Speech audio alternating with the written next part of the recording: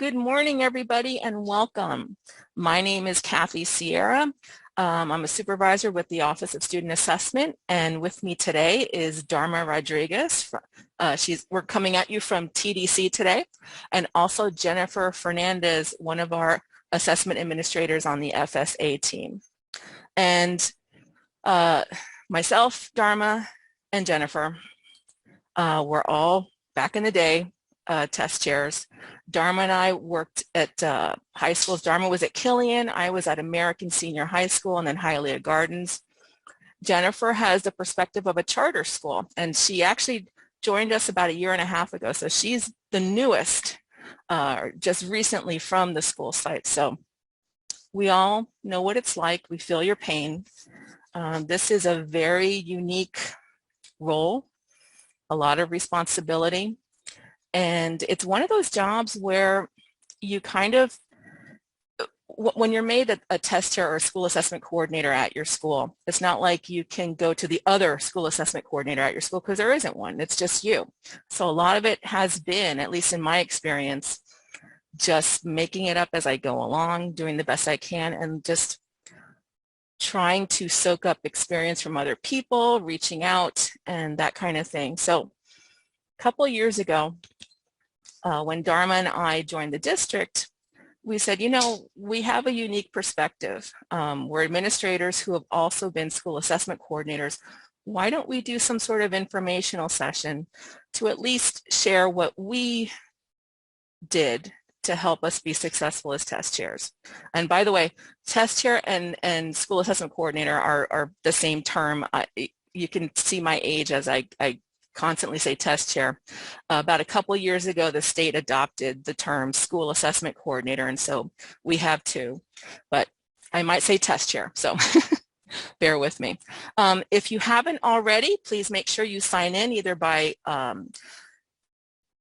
using your camera phone and clicking on the QR code, or there is a direct link in the chat. If you have questions, please feel free to type them in the chat. We're going to keep everyone muted for now while we conduct the presentation. And when you do ask questions, please make sure you have it to everyone as your audience and not just a personal message to myself, Dharma, or Jennifer. Because if you're asking it, everyone probably would be asking it too. So we're all friends here and we can learn from each other. All right, so let's first talk about our methods of communication to kind of get you guys to know what you need to do. So we have the testing calendar, which I'm going to go over in a minute. The way that we get information to you guys is through the district briefings. Every Thursday night, briefings come out, and probably what you've seen is by Friday, your principal has most likely forwarded you briefings that for different subjects. Anytime that we have a test administration, we will send out a briefing. And in that briefing will be the assessment window, who's supposed to be tested, the links to whatever resources you need, and in particular, information about the training. Like, for example, we released a briefing about this training today. It wasn't required, but it was informational, and it's a way for us to get information out to all of you. We also sometimes have screencasts for assessment programs where we don't necessarily need to have a face-to-face meeting. Last year, we did everything over Zoom. We're kind of transitioning back into face-to-face, but like today, our meeting is over Zoom. It was just a little bit more convenient sometimes to do it over Zoom. But I believe for the spring assessments, we're going back to the face-to-face trainings. And again, you'll know about those in the briefings. In addition to the briefings, we send out emails to you guys. So you need to make sure that your contact information is up to date on the Assessment Services app. The emails could come from Dr. Sally Shea. She is our director. Most likely they will come from Barbara Betancourt. So what usually happens is when we release a briefing that Friday morning, Barbara will email you guys the briefing so that you're just in the loop.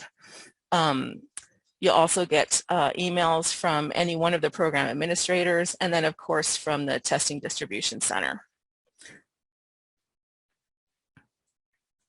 I'm going to take you on a tour of our website, but anytime that we have an assessment administration, all of the resources will be on our website, and we'll either publish a program guide or a test administration manual.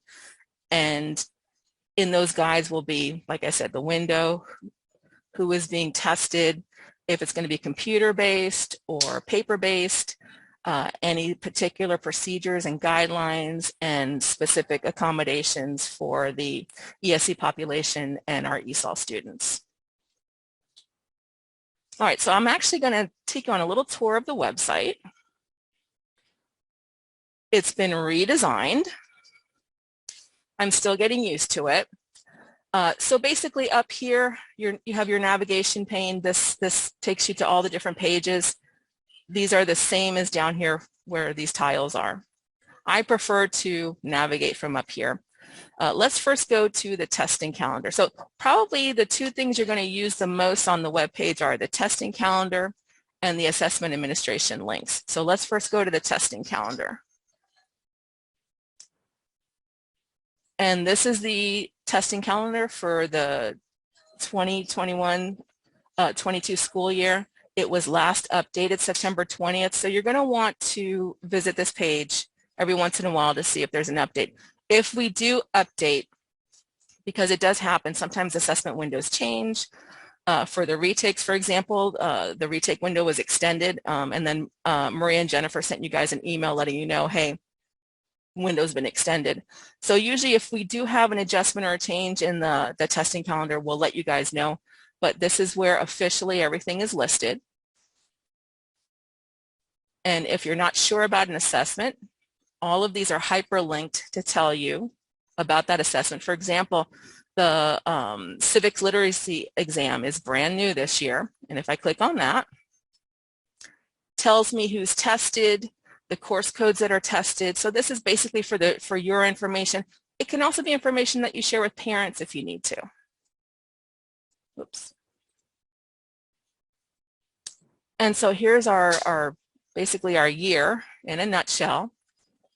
At this point, most of these dates are set in stone, but for the spring, I know that for the paper-based FSA, and Jennifer, correct me if I'm wrong, these dates are going to narrow down. For your students that take the FSA with paper, there will be an assessment window that's a particular date for paper-based tests. And then Maria and Jennifer will release that information as soon as we get it from the state. But this at least tells you the window around the time that students will be testing. And then here, these are the tests that are given as needed. They're your portfolios, your screeners, that kind of thing. They're not necessarily tests that everyone is going to take. Like I said, they're just given as needed. And then down here are your ACT and SAT school day administration and Saturday administrations. Those I see some of you are seasoned test chairs. You've seen the past couple of years we've really increased the SAT and ACT school day opportunities, and that comes from the need for students to have a concordance score, especially since the past 2 years so many opportunities were not given to students to test because of school closures. So we're taking advantage of giving that opportunity to students so that they can meet concordance through the SAT or an ACT. All right. So back on the web page. Now, to find out information about specific administrations, you want to go to the Assessment Administration pull-down menu. And as you can see, these are the different assessment administration: Access for ELLs, FSAA. And if you click on any of these, it'll open up a web page. So for example, if I click on Access for ELLs, these are all the support materials for Access. This is a test that's given to our ESOL students beginning in January. And these are last year's materials. And that will be refreshed once that window opens up again. And let's see, here's, some of you have probably already been here. Here's the FSA page. These are our statewide assessments. And again, every time we have an administration, there will be the current resources there. This would also be where the training materials are found, linked to a screencast if applicable. And then we have other tests. And this is kind of some of the tests that didn't get their own individual page. So we had to put them all on this page. So here we've got the adaptive progress monitoring, flickers, PERT, and STARS. And then all those materials are there. And let me go to TDC documents. TDC documents, this is Dharma's page. And she'll go over this in more detail, but when you are packing materials up, there are some closeout activities that you need to do. You're going to access that from this page. And I want to show you this, TDC resources. So once again, what I did was I went to Assessment Administration and I went to TDC documents. This right here, Dharma, Jennifer, and I had done some screencasts. Gosh, when was it?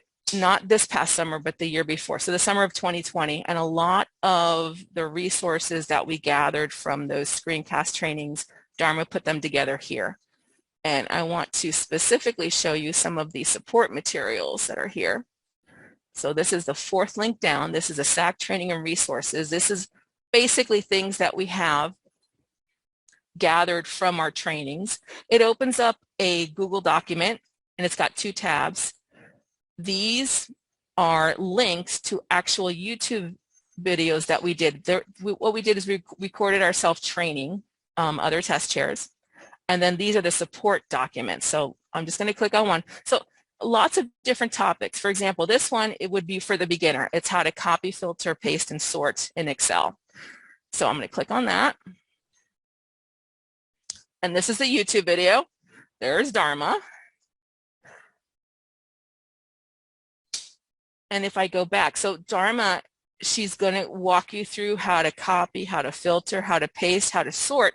She's using this document here. Well, this document we've included here. So you can actually follow along with Dharma as she guides you through that. We have a lot of different topics. We have pivot tables, basic Excel, Excel shortcuts, file download manager. Let me click on that. This is something you're going to need to use a lot. File download manager. It's YouTube, so there's going to be commercials. So this is a training that Jennifer did about File Download Manager, where she goes through step-by-step how to log in, how to select your fields, and how to download the list. And really, File Download Manager is probably where you're going to start with any assessment administration, because you need to create your rosters. And this is up-to-the-minute, up-to-date information of who is exactly at your school. And then again, this would be the document that Jennifer is referring to in File Download Manager, so you can kind of do it with her. Mail merge is something that's really important. Dharma is going to talk about that a little later. It is a way to, you have your data in your Excel sheet, and let's say you wanted to create form letters or test tickets. You can use the data in your Excel sheet, link it to a Word document, and that way when you print it out, each individual student's information is on each page, and Dharma can go through that with you. And then we did something with a testing calendar through Google Calendar, which is interesting, and Dharma goes through that, and again, all the supportive documentation is here. And then on the second tab are just more resources. We gathered information about, like, for example, this is Excel shortcuts. So this is just some shortcuts. And to be honest, a lot of these I didn't even know. And I've been using Excel for a long time. But it's just all in one place, something for you guys to look at. We figured out some formulas that might be useful for school assessment coordinators. The actual breakdown of the list of categories on File Download Manager. Index match, I didn't talk about this. Those of you who are seasoned test chairs probably know about VLOOKUP. VLOOKUP and index match are the same type of formula. Index match, quite honestly, is just a lot easier to use. So for anyone who doesn't know, have you ever had two Excel documents? And on one Excel document is something that you would love to magically transport onto your second Excel document without having to go through it line by line. All you need is a matching component on each, let's say the student ID, and then you can have whatever field you need populated on the other Excel. Dharma has a lesson on that, and also in our YouTube channel, Dharma gave a couple lessons on index match. Accommodation codes. This is a step-by-step how to go through File Download Manager and download not only the students, but their accommodation codes, who's Braille, who's text-to-speech, who's masking. All of that is available in File Download Manager. And then we just have a legend here that tells you exactly what everything is. And then these are your primary exceptionality codes.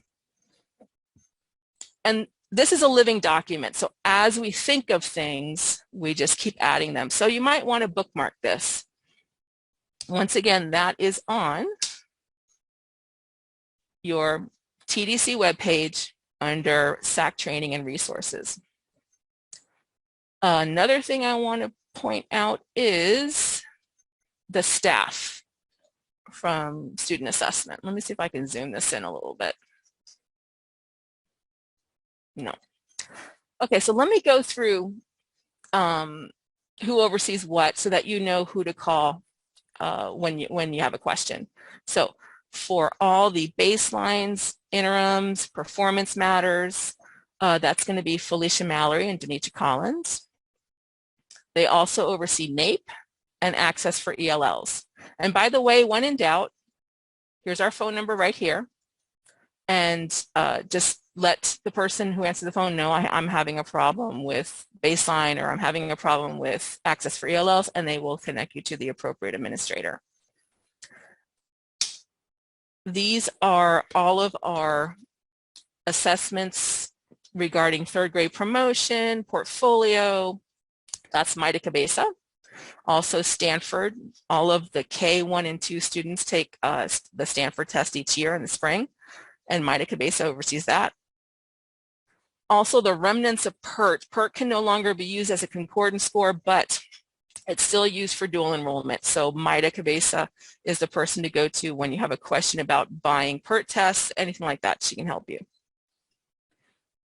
I oversee the FSAA and any SAT, ACT school day. FSAA is the alternate version to the FSA, so your students who are on modified curriculum would take the FSAA.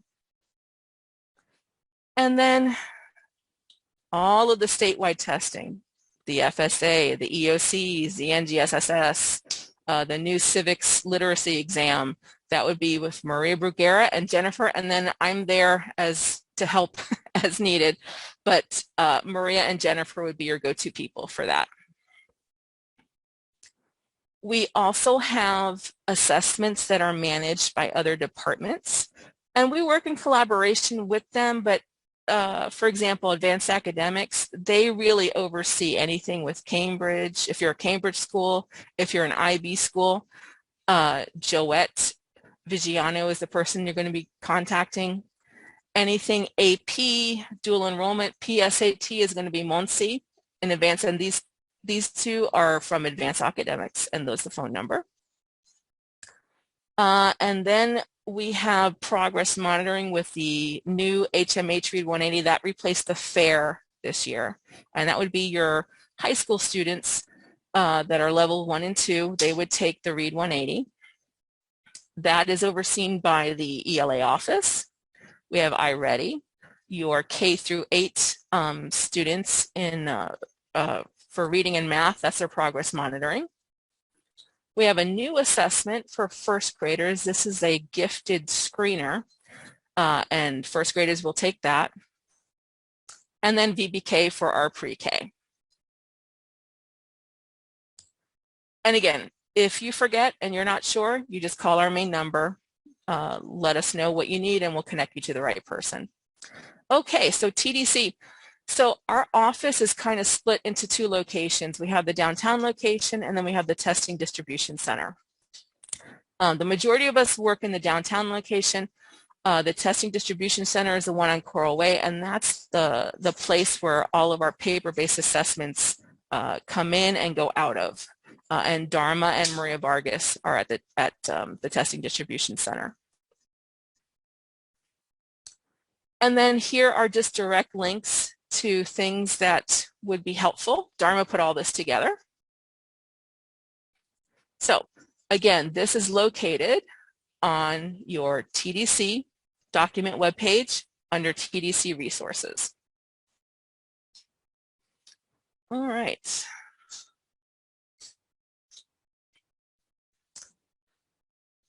In addition to a lot of the videos that I've told you about, you want to make sure that you have access to assessment services, which is where you would order accommodated testing materials, like if you needed a print booklet for an FSA that's computer-based, you would go through assessment services to order that, and you need access to that. So your principal would need to give you, they go through Quad A and give you access. File Download Manager, everyone needs access to File Download Manager, DSIS, and SPI. Those are absolutely essential when you are managing your rosters for the assessment. In addition to that, it is helpful. You're going to need a way to navigate all this information. For example, your File Download Manager is going to come to you with an Excel spreadsheet. So you really need to start navigating how to use Excel. You're going to use Microsoft Word a lot. I know some schools use Microsoft Access. It is a really powerful tool. It's a database tool, but it's not exactly intuitive. And I found it hard to navigate MS Access. So I usually used Excel. I think the majority of school assessment coordinators do use Excel. And then of course, all your communication is going to be done through email. And I just went over this. These are all of the types of videos and documents that you can use for resources, for training. It'll take you a while, but you know what? It's worth it. I know I learn a lot from watching other people, and even if you think you know everything about Excel, I really would recommend at least checking out these videos. You'd be surprised how much you can pick up.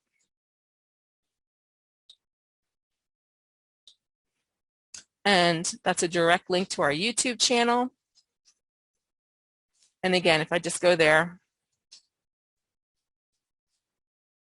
all of these are videos that we put together and for you guys to look over.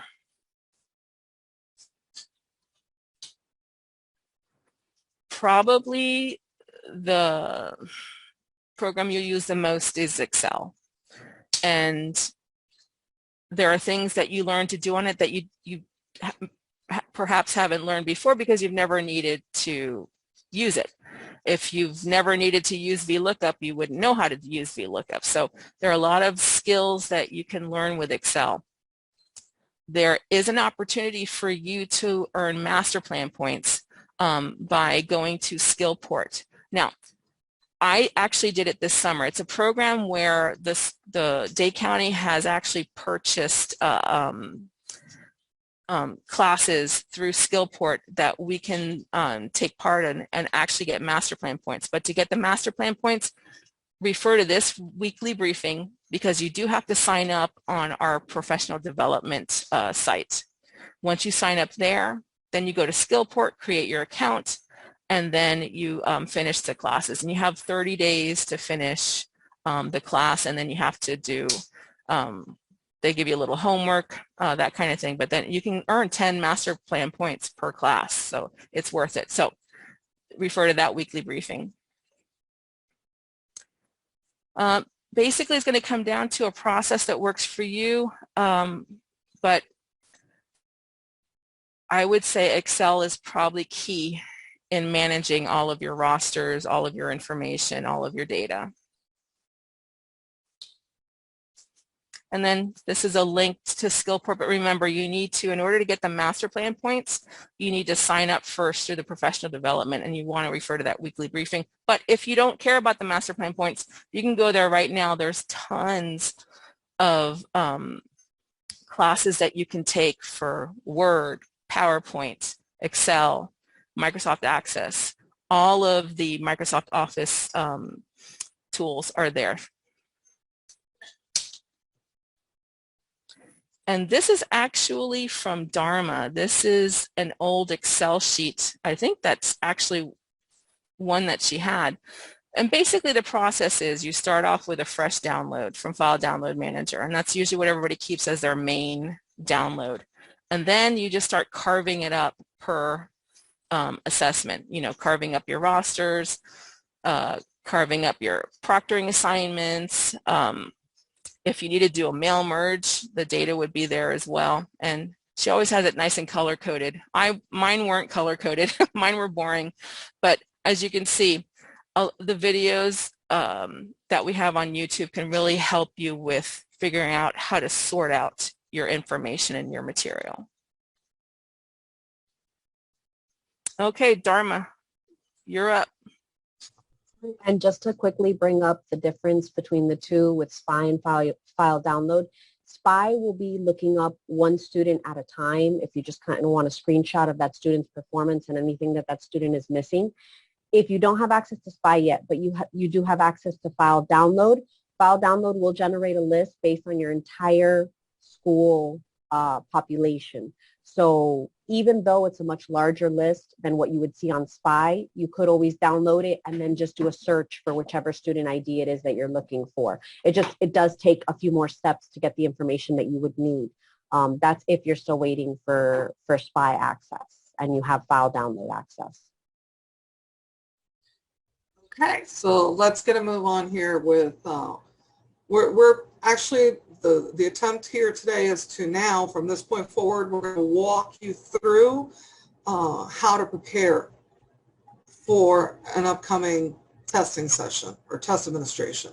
So it's really critical that you're organized. There are so many details to this and you're going to have so many spinning plates at once that it is, the more organized you are, the better off you're going to be.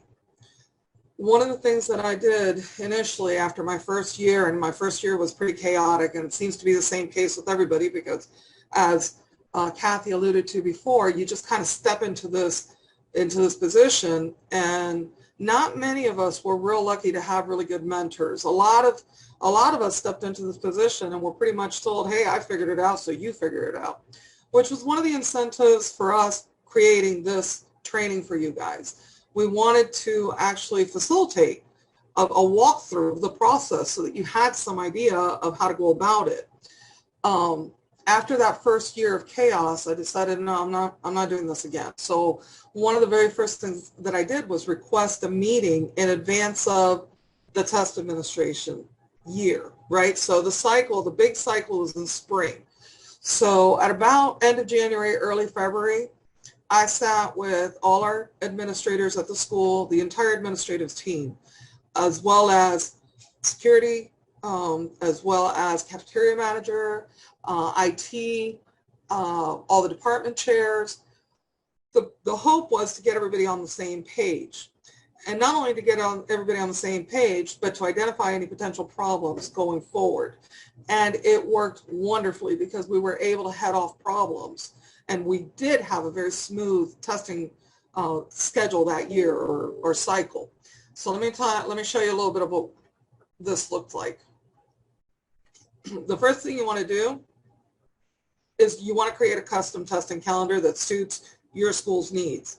For instance, and the way you're going to accomplish this is you're going to pull the big district calendar that we have, and you're going to cherry pick or only isolate those items that pertain to you. For me, that looked like I would highlight it, I would print it, highlight everything that pertain to us in our school, all the assessments that I was going to be responsible for, and then I actually took a document and started filling out a calendar for us. As you do that, you're going to identify, let's say the first one in the spring is going to be access. Okay, so we're going to work with bulk numbers, and you're going to write them all down, and you're going to say, I need to do access, I need to reading grade 9, reading grade 10, I need my reading retakers, I need my algebra retakers. You list all your assessments. And then you start going into File Download Manager and pulling down quick and dirty rosters, or not rosters, but just files, because the point is that you're trying to identify bulk groups of students, because you're creating your skeleton. So you're saying, okay, how many number of students need to test per assessment? How many are going to need to test access? How many are going to need to test reading grade 9? How many are going to need to test grade 10 retakes, etc. Based on, then you're going to take that and you're going to break it down again. And you're going to say, okay, of this total number of 10th graders that need to test reading, how many are ESE? How many are ELL students that require accommodations, and how many are my standard students?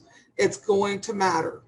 And knowing this information up front is going to help you schedule the rooms and fill in your calendar. So this is part of this quick and dirty process. You can maintain a spreadsheet, however you want to do it, but gather all this preliminary information. You're then going to have a list. I used to have a list of all my computer labs. How many computers were functioning, not available, but were functioning in the labs at any given time. And, or if we're going paper-based for assessments, such as in my case, it was PSAT, AP, ACE, then I needed to know by classroom how many desks I physically had available, or how many desks could I put in one room, allowing for the required spacing limitations. So let's say that I identified 350 students for Algebra 1, but I only have 200 computers available. Well, it's going to take me 4 days to test those 350, because I'm going to test 250. Remember, it's a 2-day test. So it's 250 for Group 1 Day 1, and then it's 200 for Group 1 Day 1, and then those same 200 have to come back in for Group 1 Day 2. That's going to give me a balance of 150 students that still need to test. So those 150 are going to then take up Group 2 Day 1 and Group 2 Day 2. Out of that, you're going to have students that require makeups. So you're going to want to know right off the bat that you're going to require another 2 days for makeups. So in total, if you're testing 350 students for Algebra 1, but you only have 200 computers, you need to schedule 6 days total for testing. Okay? So now you have that skeleton. Now you need to, as you start working on your calendar, I want you to include as many details as possible in your calendar. You're going to share this calendar with your entire staff. So the more information is on there, the more organized the entire school is going to be. And let me tell you something about your position. When things go wrong, the entire school finds out about it. The radios start squawking, people complain, all your teachers will complain after the test cycle. I mean, it's a hot, buttery mess. You don't want to put yourself in that predicament. So again, give them as much information going forward as possible. So you're going to tell them, okay, how many days are needed per assessment? You're going to consider your school schedule, because in our case, we had a straight 1 through 6. So I would move the entire school to block scheduling to facilitate testing. It was quieter, there was less movement, it made more sense. However, I couldn't blindside the teachers who had prepared for 1-minute lesson plans and say, well, hey, you're going to have these kids for 2 hours, 2 periods instead of just 1, you know, the day of testing or the morning of testing. So I always let them know well in advance, hey, this is what we're doing as of this day for this period of time, and I would identify it on the calendar. We will be on block schedule instead of straight 1 through 6. I would write down my bell adjustments, write down lunch wave adjustments, whatever needed to happen went onto that calendar. In addition, I also indicated, and this was really for myself more so than anybody else, which days were being reserved for paper-based, which days were being reserved for computer-based, and which days were going to be makeup days. It lets you make decisions on the fly if you have everything in one spot.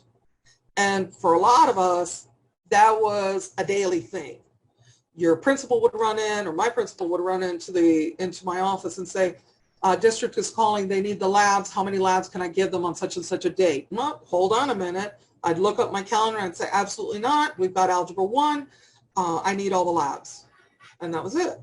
So it really did facilitate that quick and dirty decision-making process that there often is at a school level.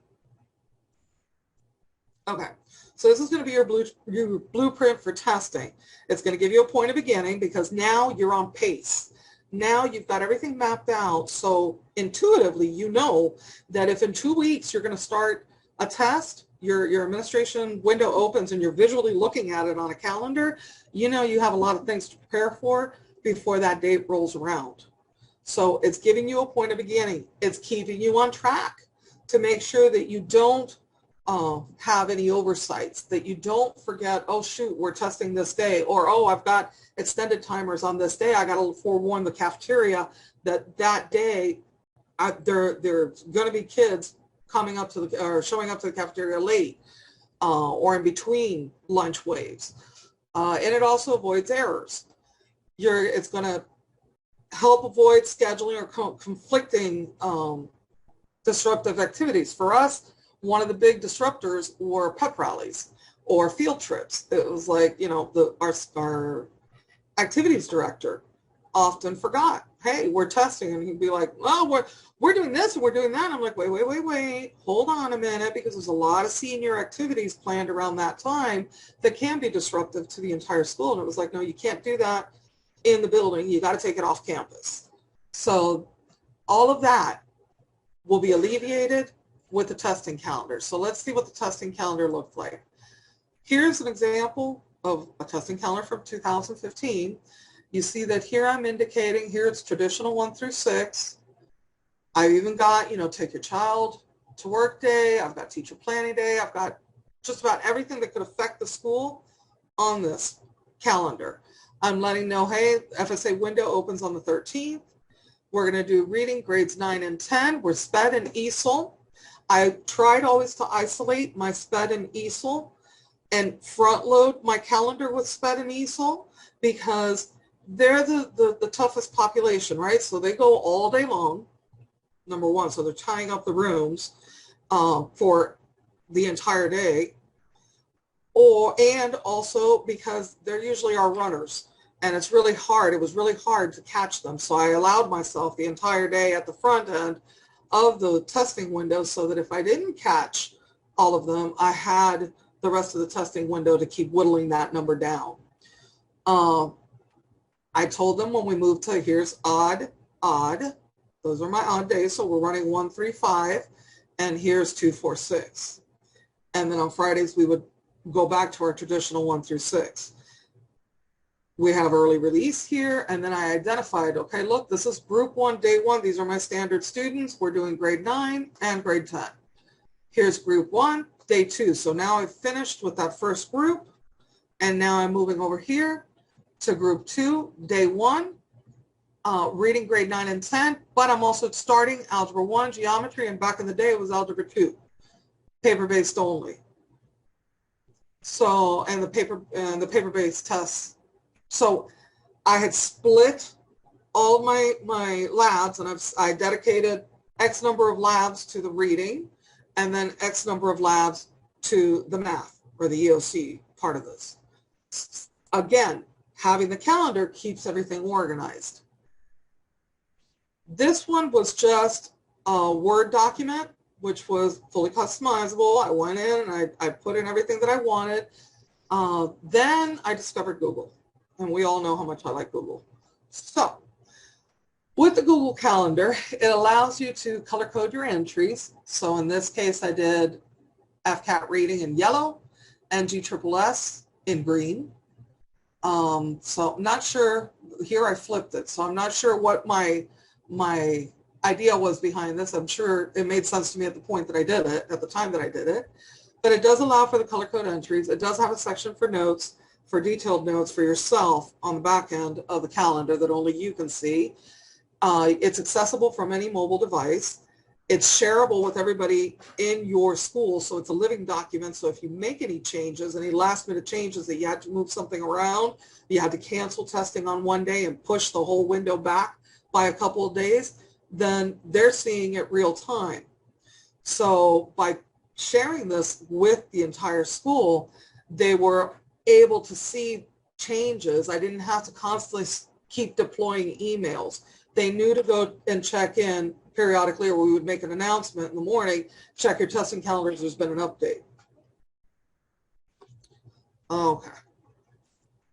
So we've got our shell, where we've got all our working parameters. We have a very good idea of what our testing year is going to look like, or cycle is going to look like. So now we need to start getting down to the nitty gritty.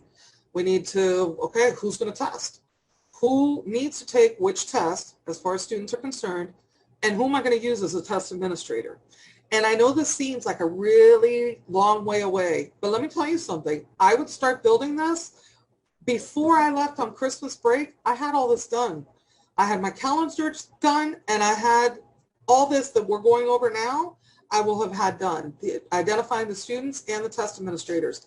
The lists are going to change, right? Because you've got withdrawals and you've got new students registering all the time, but it was easier to update the list than it was to try to kill myself to pull everything together, 2 weeks before the test.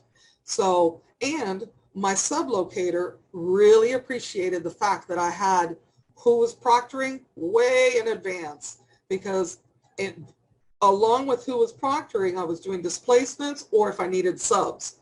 So everybody was in the know as to what was going on at all times. So what do you want to do? When identifying your students, there's several factors that you need to take into consideration. What type of test? Which test are you setting up for? If you're setting up for FSA and NGSSS or the EOCs, if you're setting up for AP, Cambridge, or IB, you need to include your course titles or course codes to be able to filter the students out through course titles and course codes, because it's whoever's sitting in the course that's going to test. So if you don't have that information, you're going to have to go back to File Download Manager and pull it. So before you pull the File Download Manager file for yourself, be aware of what it is that you're pulling so that you know what elements you need to bring in. If you're doing FSA-LA, that's a straight grade level. So nothing in particular to worry about there. If you're doing retakes, you're going to need the graduation requirement flag element. So you're going to want to make sure that when you pull all that information down, you've captured that graduation flag, because without it, it's going to be much more difficult to identify the students. And we've simplified the whole thing by including that graduation requirement flag on there. And then obviously for all of the above, you need to know who has accommodations. So you need to bring in the ELL status, you need to bring in the ESE status, and then you're going to need to visit other sites or work closely with your SPED department chair to figure out who your one-on-ones are, who needs passage books, all the little and various and sundry accommodations that there are.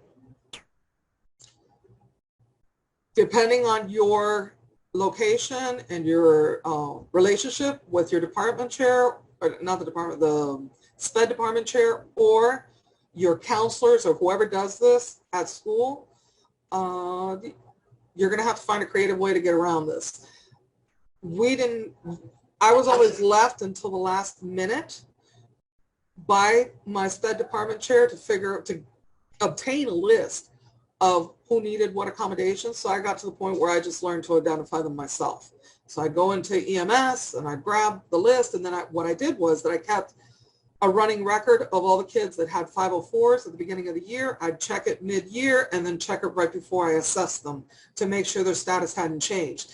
And I did the same with the ESE exceptionalities. I just kept a running list of all those kids. I didn't have to rely on anybody. I could get it done in the time frame that I needed it done or wanted it done. And I wasn't held hostage to, well, we don't have the list yet. So those are my 2 cents on that. So now you know how to identify the students. Now let's talk about what to consider when you're selecting test administrators. You have to make sure that there's a method to your madness. There's schools, and your principals have a lot to do with this. So you need to make sure that communication with your principals is always optimal. You can't go rogue. You can't just assume that they're going to let you do whatever you want, because some of these principals are very vested in the testing cycles and they know how they want that to run. Others will give you carte blanche and say, run it as you see best. However, that said, these are some of the conversations that you may want to have. So at one point, I had a conversation when I first started as a test chair. The go-to was, there's this pool of people, and these are the pool of people that are always going to be test administrators. You don't select anybody else but these people. Well, after so many years of using these same people, these people burned out and they started revolting and they were sick and tired of it. So I caught them on that cusp. So I started having conversations with my administration about, hey, how about we test by class and we use their teachers themselves to proctor the exams or to administer the exams. The rationale being that the teachers typically know these students better than anybody else. The students respond better when they have their own teachers. The teachers know how to motivate their students. And we had some pretty aggressive teachers at our school that when I placed these students that weren't familiar with these aggressive teachers in a testing environment, they shut down. They did not respond to these aggressive teachers. So eventually that became a thing for us. You also want to take into consideration assigning teachers from departments that have coverage. Assigned, like PE, we also had a TMH pod, so you had a lot of people in those pods. So I knew that we could pull one and not really affect the functioning of the pod for the day. You're going to assign teachers with smaller classes maybe, so that you have fewer students that require displacement. Look at that. You can do a file download manager where you're getting by period the number of students that each teacher has, and you can isolate, say you filter by teachers every period that have fewer than, I don't know, maybe 15 students. For instance, if I'm setting up algebra, I'm going to filter for all teachers that have fewer than 15 students, because a lot of those students that are 9th grade teachers, right? A lot of those students are going to be in my algebra test. So that means that these 9th grade teachers are available to proctor and or to provide class coverage. And then consider also assigning several teachers.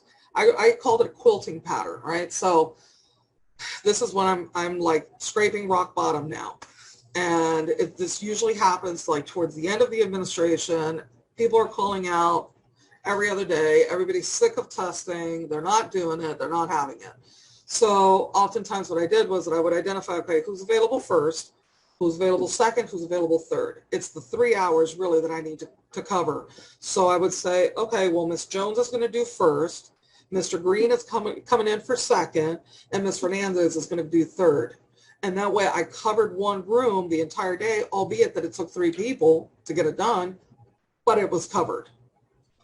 You're also going to want to take into consideration, if you're a high school, don't pull AP teachers, because they're still in the process of prepping their kids for their AP exams. So don't pull, algebra teachers if you're testing reading first. So have a method to your madness. Always have a method to your madness. All right, so now we're going to get specific. How many days does the testing window allow for each assessment? You need to know how many days does each assessment require. Is it 1 day versus 2 days? Do I have a 10-day window? Do I have a 6-day window? How many days do I have? And each group needs how many days to test. All of this is going to factor in. You're going to think about how are you going to organize the students? Are you going to do it by curriculum group? Are you doing it straight by alpha? Are you doing it by class? You need to remember that you need to isolate your paper-based, your ESE, and your ELL. And paper-based, what I'm referring to there, are students with accommodations, okay? Not a grade 4 reading test. We know that that's all paper-based. But these are students with accommodations. You need to isolate them. You're going to need to know how many rooms are you going to need. Do you want to do multiple sessions? We did multiple sessions. Here's the caveat with multiple sessions. First, I would say if you're inexperienced, don't do it. Second, I would say you absolutely need to have your administration on board with this because things can go wrong. And if things go wrong, they're going to turn to you and say, how was this a good idea? So the multiple sessions thing can work. And what I mean by that is I would stack my sessions. I would have a session run at 7:30 in the morning at the ringing of the bell. Right after announcements, everybody would move to testing. And then I would do another one at 11:30 in the morning. So it gave students ample time, even in that afternoon session, which started at 11:30, to complete the test in half the school day, which is what's required. However, you have to be aware and cognizant of the fact that your accommodated students cannot be started at 11:30 in the morning. They need to be started at 7:30 in the morning because they have the entire school day to test. And by setting them up at 11:30, you're only providing them with half the school day. The other problem with stacking sessions is if systems go down during that 11:30 session, you've painted yourself into a corner. So you need to be very, very careful with this. It is allowed. The state allows it. Our testing offices allow it. You just need to know what you're doing, and you need to stay nimble, and you need to be on your game. You need to know what you're doing, okay? And then lastly, how many rooms are you going to need? Designated consolidation rooms. So designated consolidation rooms is what it kind of looked like. Let's say that I had 10 total rooms, computer labs. I'm going to say, for that first, I'm front loading my students with accommodations. So I'm going to take 4 of the labs and I'm going to make them extended time labs, which means that conceivably anybody who's in those 4 labs could go all day long, right? But of those 4 labs, I'm going to say, and this is after I ran testing cycles at our school for about a year, that I got to know, all right, so realistically, you set these students up to test all day. How many of them are actually testing all day? Not all of them do.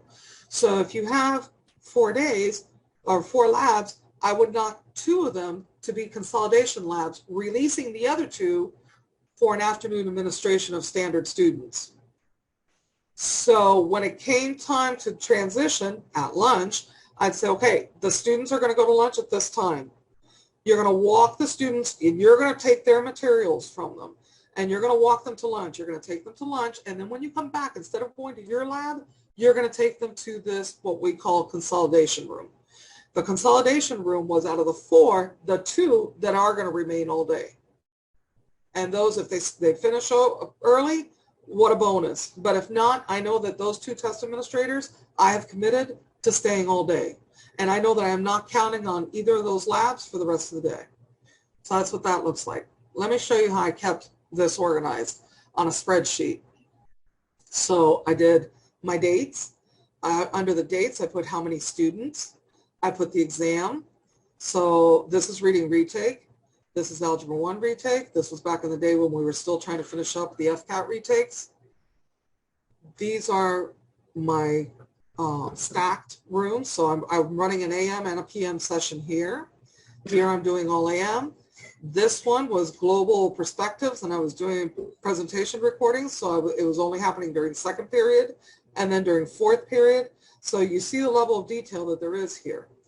For number 4, right here, that's the lab or the room number that they've been assigned to. E, which is number 5, this is the test administrators. Now, I'm building this as I prepare for testing, so that we're talking November, December, and I'm putting this together, okay? So wherever I can't identify a test administrator, I'm leaving it empty.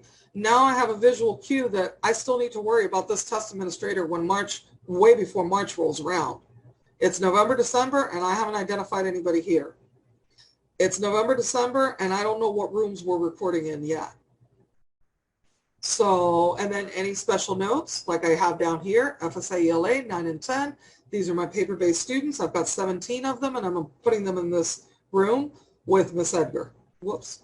This is another example of the same thing. This has a different level of detail. Here I've actually put in the length of the test, because for me, for the AP and the ACE, it made a difference. I needed to kind of keep track of all of that. And so you see that here I have AP, here I have ACE, here I have my teachers, here I have any displacements or any special instructions. For instance, here I'm saying the Cambridge candidates are reporting to the KPAC, which is our auditorium at 11:10. So this really helps. It really keeps you on pace. It looks like a lot of work, and yes, in fact, it is a lot of work. However, in the long run, it is gold. Okay? So now you've got everything identified. You've really gone down and started honing in on your populations, on all the details. Now, standardize everything. If you standardize everything, you decrease somebody making a not so wise choice on their end, right? So I got to the point where I standardized how they were going to distribute and return and distribute test materials in the testing room. Think about how you want to distribute and return the testing materials to the test administrator and back to you. How you're going to pass out the testing materials. How the room check-in is going to look. What's it going to look like? How you want to handle student infractions during the test, because you're not going to be available. You're kind of stuck on that computer and in your office for all these things that come up. So you can't be running from room to room typically. So you need, if your proctor needs a restroom break, who's going to handle it? If there's a problem with a student that's being belligerent in a classroom, who's going to handle it?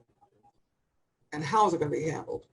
And then, so these are some of the things. So you want to set up procedures for everything. So right down to what the testing folder for me looked like. So the testing folder for me, I always set up the same way, because I didn't want the test administrators to feel lost as they went through the testing folder. So regardless of what assessment it was, the information in the folders was always contained in the same way. So I always did a cover sheet with everybody who tested, and they took this, and it was color coded. They took this green cover sheet, and I would fill in the date, the room, the test administrator, how many students were in that room, and then the administrator and I would write notes to each other back and forth here. So she would come in with a note after the test, and if I had anything that I needed to clarify with her notes to know what had actually happened, I would add it here. Along here, I checked off what test this belonged to. When they came back with their materials, whether they were test tickets or actual test books, this was on top of the batch of the students who had tested. I did the same for those who were absent, who never tested. And then I provided them with this. And this was still testing. This is the consolidation room. They are here. I had 24 kids here, but when I return it to you, I'm only going to give you 20 because the other 4 are still testing, and they're testing in this room. So they moved from this room at this time, and 4 students are still testing, and the test administrator that the materials were submitted to, and here they would give me the ID numbers for the students, so that when all this information came back to me, I easily had a paper trail. Then I had their student authorization ticket so that they could log in, any other information such as the periodic tables, the testing roster, and I always gave them passes so that they could send their kids back as soon as they finished. And that was always the left pocket. On the right pocket, I did an inventory sheet. Now you're going to get all these sample documents.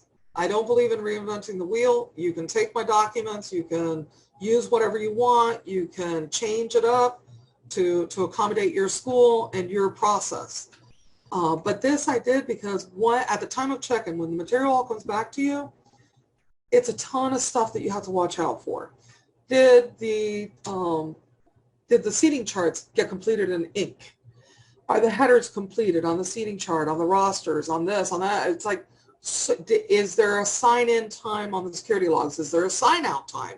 A lot of times people would sign in coming into the room, so you have that sign-in with the date, but then there was no exit date in that room.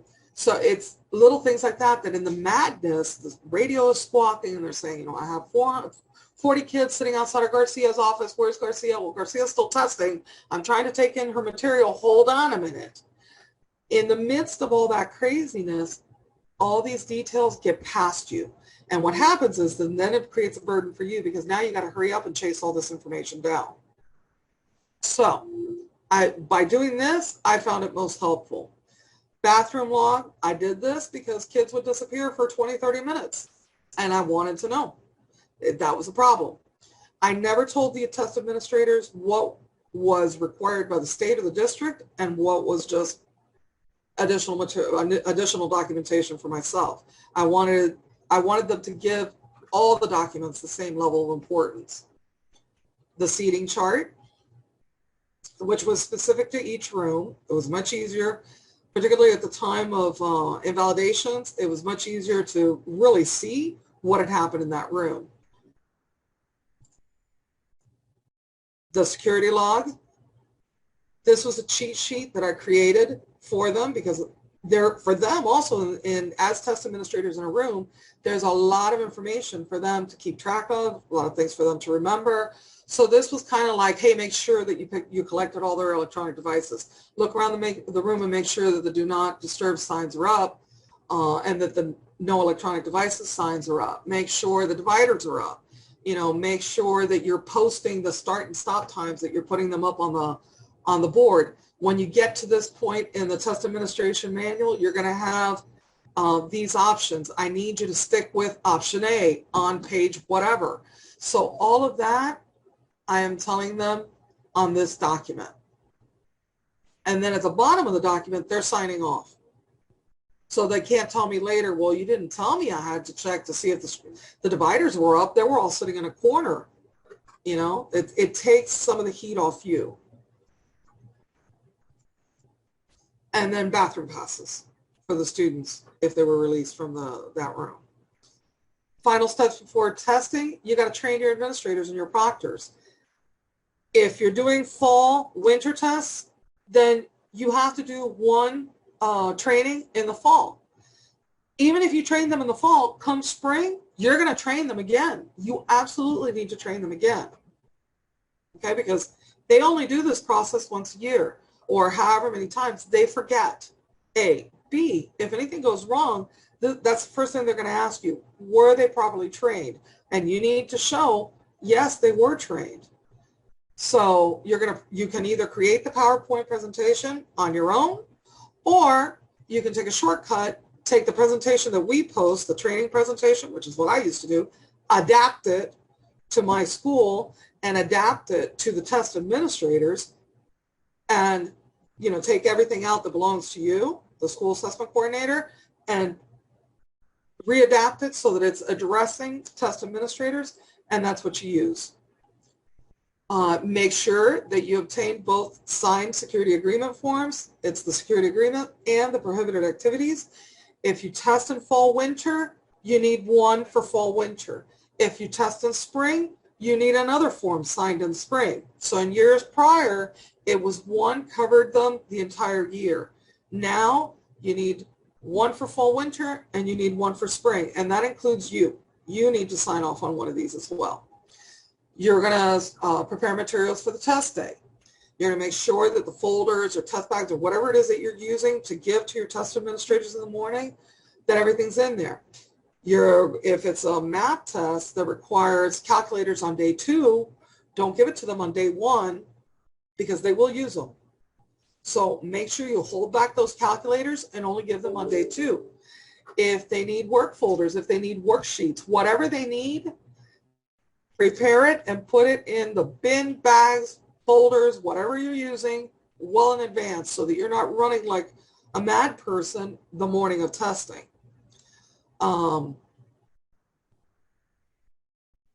Remember to do the displacement list, particularly for students in middle school and high school that are moving from class to class. Post them around the school, give them to your security guards, make sure everybody knows that, hey, Fernandez's class all day will be reporting instead of room 1130 is reporting to room 1154, or they're going wherever it is that you're sending them. But you need to make sure to have a list ready, a daily list of any displacements that are going on. Let's see, check all rooms before testing, you want to do a walkthrough of your rooms. Make sure the privacy screens are up. Make sure that there's proper spacing between the desks.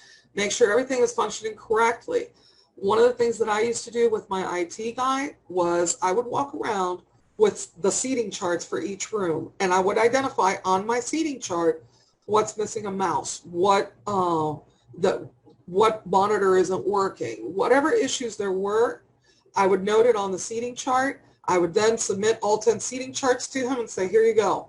It was then really quick and easy for him to go back to the rooms and pinpoint, okay, this one needs this one, and he really appreciated it. So, and you need to get your IT guy or person on your side, because if they're not, they can make your life miserable. So, work with them, don't just throw stuff at them. Try to facilitate their job also. All right, so, and make sure your required signs are up. For me in a high school setting, sometimes this was done by my student aides. They would walk around with a checklist, and I'd say, you need to check for this, you need to check for that, and they had to come back and have all my little boxes ticked off, or have an explanation as to what's going on that box isn't ticked off. All right. So you are ready on your end. You've thought about everything. You've got everything organized. That's great. But right now it's all in here, right? Or in your documents on your computer. You now need to get this out. And you need to get it out to everybody school-wide. Don't take anybody for granted. Security needs to know what's going on. Cafeteria needs to know what's going on. Your secretaries need to know what's going on, because if kids come to get picked up, it behooves them to know where everybody is. It just makes it easier all the way around. So you're going to notify students, teachers, and staff of all your testing dates, locations, and assignments whenever possible on an ongoing rolling basis. In a living document is always preferable for me, but not always feasible. Remember that if you're posting lists on walls that contain student information, don't put the student name on it. Put the student ID, put the grade, put the test date and the room number. And if you do that, always remember, one other place that I used to post this was our website for parents. So since we would send out Connect Ed calls letting parents know, your student, we will be testing, Algebra 1 from this day to this day. Please refrain from scheduling doctor's appointments during those days. If you want to know specifically when your student is testing, please visit our website. So then they would go to the website and they could look up to see exactly what days the student was testing. But you need to be able to sort the list by student ID, because otherwise it's impossible to find the number if you have a large school. All right, so communication. You got to create testing assignment notices for the students. Those can be shared via email. You can post them on website, bulletin boards. You get the idea. You're going to share your test administrator proctor class coverage assignments with the entire staff. This was really helpful because I would send out this blast email to the entire staff and I'd say, congratulations, you have been selected to administer the following exam. And then I would have a chart with the teachers and what assessment. But it was going out to everybody so that everybody knew not to count on, you know, Mr. Holbeck's class or Mr. Holbeck for those couple of days because he was going to be in testing. Or that if they needed him, he was in testing. We would generate Connect Ed calls. We would notify the sublocator well in advance if I needed a substitute teacher because I had that running list. So I didn't even have to notify her. She had access to my list and she would just look down the list. And then we did another column where she would tell me who the sub was, or at least tell me covered, like she's already located a sub. And then make sure you let the cafeteria manager know of any changes in the lunch schedule. I had a situation with the cafeteria manager when it came to AP Spanish. It always ran endlessly long, and it was miserable because it made his life miserable and it made my life miserable. So, you know, after 2 years of a constant battle, we finally figured out a system that worked for me and for him. So always take that into consideration. Let's look at what some of these documents can look like. Here's a sample basic student pass. You're going to see that I had the student name, the ID, the grade level. We're going to have the assigned test, location number, assigned exam, and then the time that they're testing. And see down here, this was a catch-all. So if testing at 11:10, you must attend first lunch at 10:30 a.m., which meant that they used this same testing pass to get out of class to go to lunch. So this did double duty. It told them where they were reporting to testing, but it also gave the teacher the heads up that he had to be released to go to first lunch. And then down here, I would always put the homeroom teacher and the homeroom number. This was really, and you want to put this on anything that you create in-house, like the test tickets, anything that you're using mail merge, always include your homeroom teacher and room number, because then you can quickly sort this stuff. And if you have anything left over that didn't get picked up from the mailboxes, because this all went into the teacher's mailboxes, if I saw that, you know, Miss Wilson never picked up her testing passes, then I could readily hand this off to a student, and they knew that to run up to class 3105 and give the sub anything that was all the tickets that were still left in the box. Here's another student pass, but this was more detailed. So this one has on it all the testing information as the other one did, but this one also has the testing rules acknowledgement and the electronic policy. Electronic device policy. Here's an example of the student authorization ticket that I would do through mail merge. So I would use Excel file and mail merge to create custom tickets. If you don't know how to use mail merge, I would strongly urge you to learn. It doesn't require rocket science. It's super easy. It's just the first few times, you know, it's getting the hang of it, and then you're going to fly with it. You're going to, in the first area, it records the session IDs for future reference. Now this actually helped me. There were times where scores were missing from the report that the state sends, and I was able to call in and say, hey, listen, I don't have a score for this student. He definitely tested. Here are his session IDs. They were able to find it and get that remediated really quickly. You're going to capture student signatures. This is for your higher grades, right? So because I have down here in section 3, it's reminding them of the testing policy. So it says, please read the testing policy below. They sign here and they put the date, the test date. When mom and dad come in complaining because the student was invalidated because he had his electronic device on him, although it was turned off, I'd pull this out and I'd say, well, actually, your student signed this off, and if you, as you see down here, it was clearly stated what the consequences would be. Moreover, it was read 2 to 3 times to him during the actual presentation while the teacher was reading the test administration manual. And that kind of shut the whole thing down, and it went away, and then, you know, we were done with that. And then down here, again, I'm referencing the testing date and the testing room. Remember that this material is going into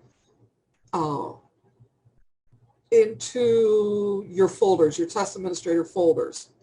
So if you print this and provide this information down here, and before you print it, you sort under mail merge your information according to test date and testing room, or you sort your list before uploading to Word mail merge by testing date and testing room, you're going to get a chronological printout of all the test authorizations tickets in, you know, all the ones for room 1113 together, then room 1111, then room 4102, etc. So then you take your whole batch like this, and it's going to be real quick to leaf through that lower right-hand corner, grab the stack and put it in the respective folder, or clip it and save it aside for later testing.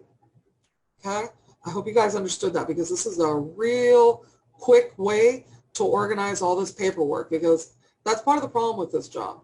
You can't cut corners. The only way that you can cut corners is becoming technologically savvy, or being super organized and thinking of creative ways to keep yourself even more organized. All right, let's move to the proctors now and the test administrators. So here's an example of something that you would provide your test administrator, a notice.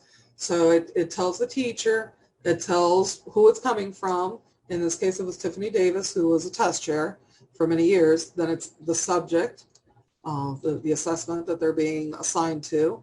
And then it shows all the dates and the rooms that they're being assigned to. And it gives them information here as to some of the procedures that they have to be reminded of for testing. If you don't want anything that detailed, you can send a chart via email. Now this is the same chart, double duty again, that I was keeping for myself, that shows the date, the exams, the periods, the rooms. It shows the length of the exam, because I realized that a lot of proctors did appreciate knowing that. They knew, you know, how much time out of their day this was going to require. The teacher, and then any notices that were to be given to them. And this would go out to the entire school. And something you don't have to recreate because you already have it. So you go to Excel, you copy paste into an email, and off you go. Then this, so Excel has this function that's called data subtotal. And I used the heck out of this. And what this did was, I would take, see all the colored tabs down here? This was the same document that Kathy closed her presentation out with. And this was the original file download. Then I transformed it into the rosters. Then I transformed it into the proctor's list. Then I transformed it into the last email. And then I transformed it into this.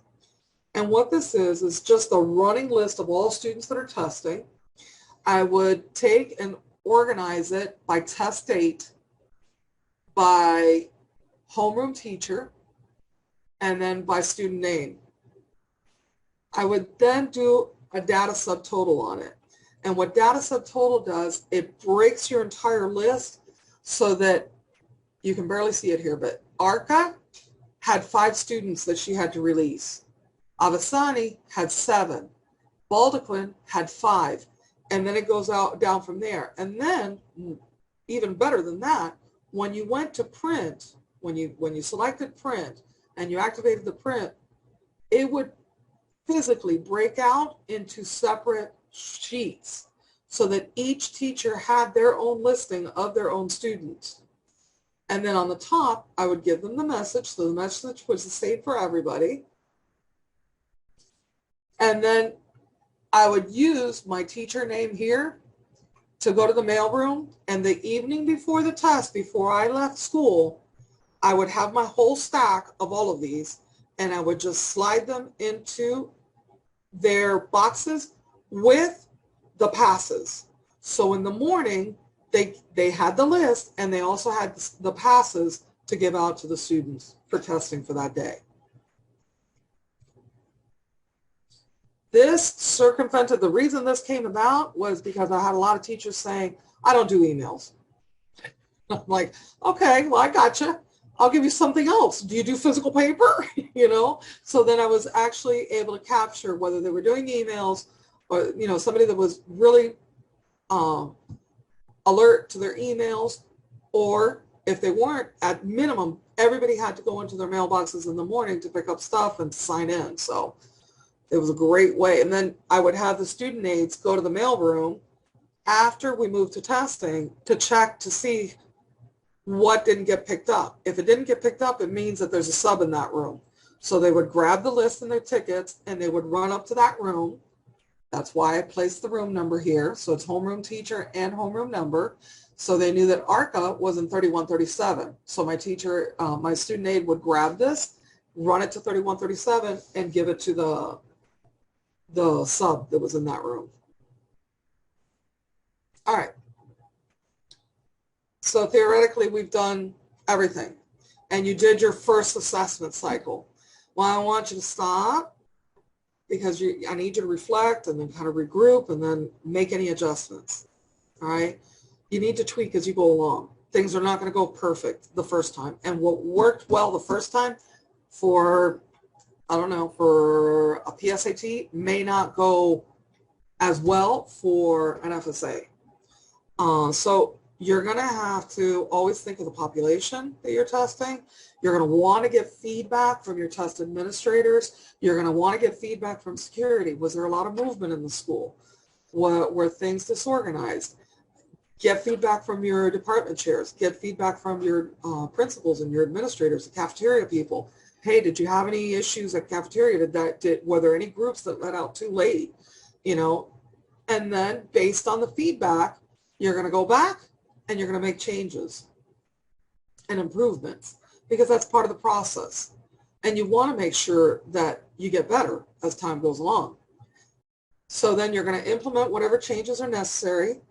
You're going to remember that you need to communicate those changes to your entire school, to your school administrators and your entire school population.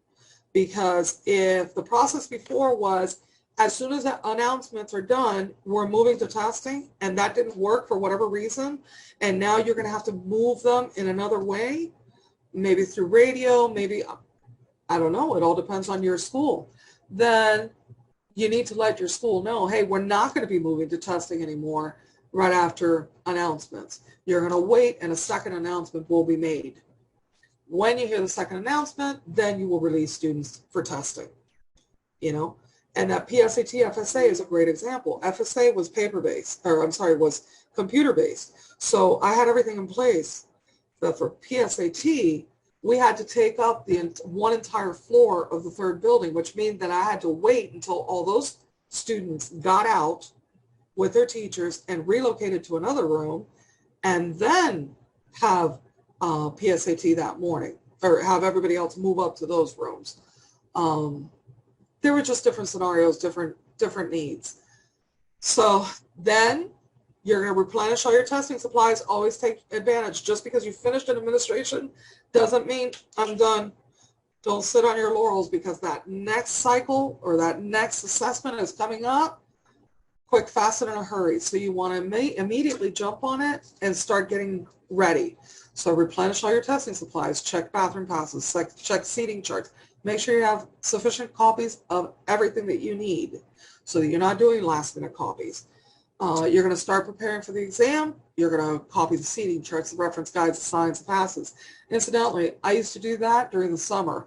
I would copy entire reams of documents that I knew weren't going to change.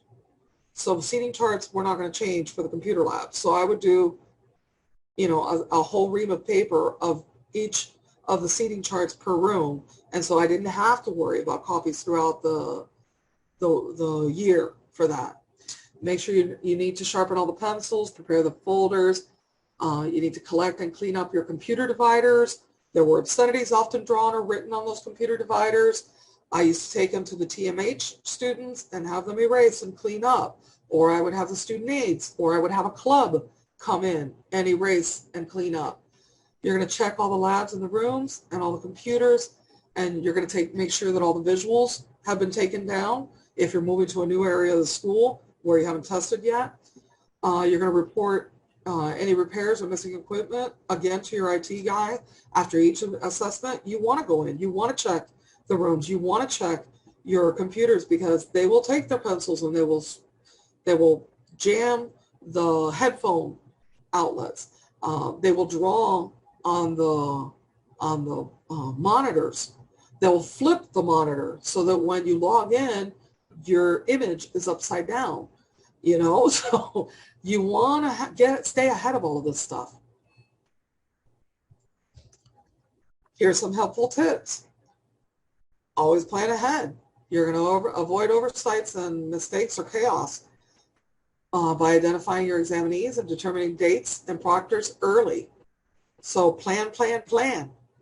Get it all done early. Fill in the details as you go, but at least get your shell built out. Utilize your resources. Think about CSI. Think about CSI used to sharpen my pencils. Student aides, clubs, club participants, whoever you can get to help you with the small stuff, get them, because you're not going to have time for the small stuff. You will typically, this first year, you will be at school until insane hours trying to get everything ready. Remember, the communication is so vital. The more communication you have, the better things are going to run. So get the word out, get it out early, be consistent with your messaging. If anything changes, let them know well in advance. And stay organized. Be consistent and organized in your methods and your policies and your procedures with your test administrators. Don't change things up on the fly with them. You want these people happy. You want these people to respond to you, because the better they respond to you, the less headaches you will have. So don't make it a contentious environment. You guys are all in this together. You have to function as a team, you know, so beware about berating them needlessly. Hold them accountable. Absolutely hold them accountable. But you know, there's a fine line. You need them to be on your side, not working against you. Here's what the test cycle and the preparation for the test cycle should look like. And it's everything that we've just discussed up until the day of testing that you're ready to go. All right. And then you're done. These are the best practices that we've provided you with today. You don't have to, not much of what we've gone over today is mandatory. The majority of the information that's been given to you has been a best practice recommendation. It's to help you keep your head above water. It's to make sure that you facilitate a good testing program at your school. We are always available to you. Incidentally, we will be emailing both sample materials as well as the link for this presentation. Yes, hi, this is Miss Rodriguez from Flamingo Elementary. How are you? Good, and you, Dharma? Good. Thank you for all your help and assistance. Always, never a problem. You are awesome. You guys are a great team. Thank you so much. Last year, you guys, my first year with testing, and you guys were there for me all the time. Thank you. That's what we do. Thank you. I have a question for the Iowa, for the gifted students. Mm-hmm. I heard in one of my meetings that there's going to be a new guide. However, when I look into our testing website, we still have the one of last year. Hasn't changed? No. Okay. No, to my knowledge, Iowa hasn't changed. You can send something, send an email to Maida Cabeza. Okay. Confirmation. She's the one that oversees that program. I haven't received any new material here. So my assumption at this point, because we're already starting the Iowa, Nothing's Yes. changed. Okay? Okay. However, I don't know because Performance Matters is having issues today, but Yes, I they looked are. early today and I was not able to see the bubble sheets for the Okay. test that I need. It's So could down. that, Performance okay. Matters is down. It's down district-wide. They're aware of it. They're working on it, but we have no information as far as when it will be available. Or Oh when it my will be back goodness. up. Okay. Okay, great to know that. Thank you so much. You're welcome. My name's Miss Armada. I am completely new. I'm at Arvida. Well, Um, welcome. Thank you so much for all your help. This was really informative. I have my notes. My eyes were open, like wide open. I'm like, that's such a great idea. I need to figure out how to do that. Because this is, like you said, this is, kind of like baptism by fire. And so I very much appreciate the fact that you are very much like me and willing to like, hey, I figured this out. Let me show you how I did it, to make things smoother. Um, I have a random question, and I'm sure I'll have plenty of them as time goes on. The Algebra 1 EOC. So I'm on the testing site, and I see that there was a window early on in the year, which I missed. Fall window. Yes.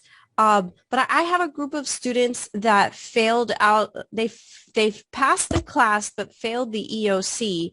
And so I see there's a window in November, but then when I scroll down, it says that it can be given on an as needed basis as well. No. So all the FSAs have hard windows that you have to adhere to.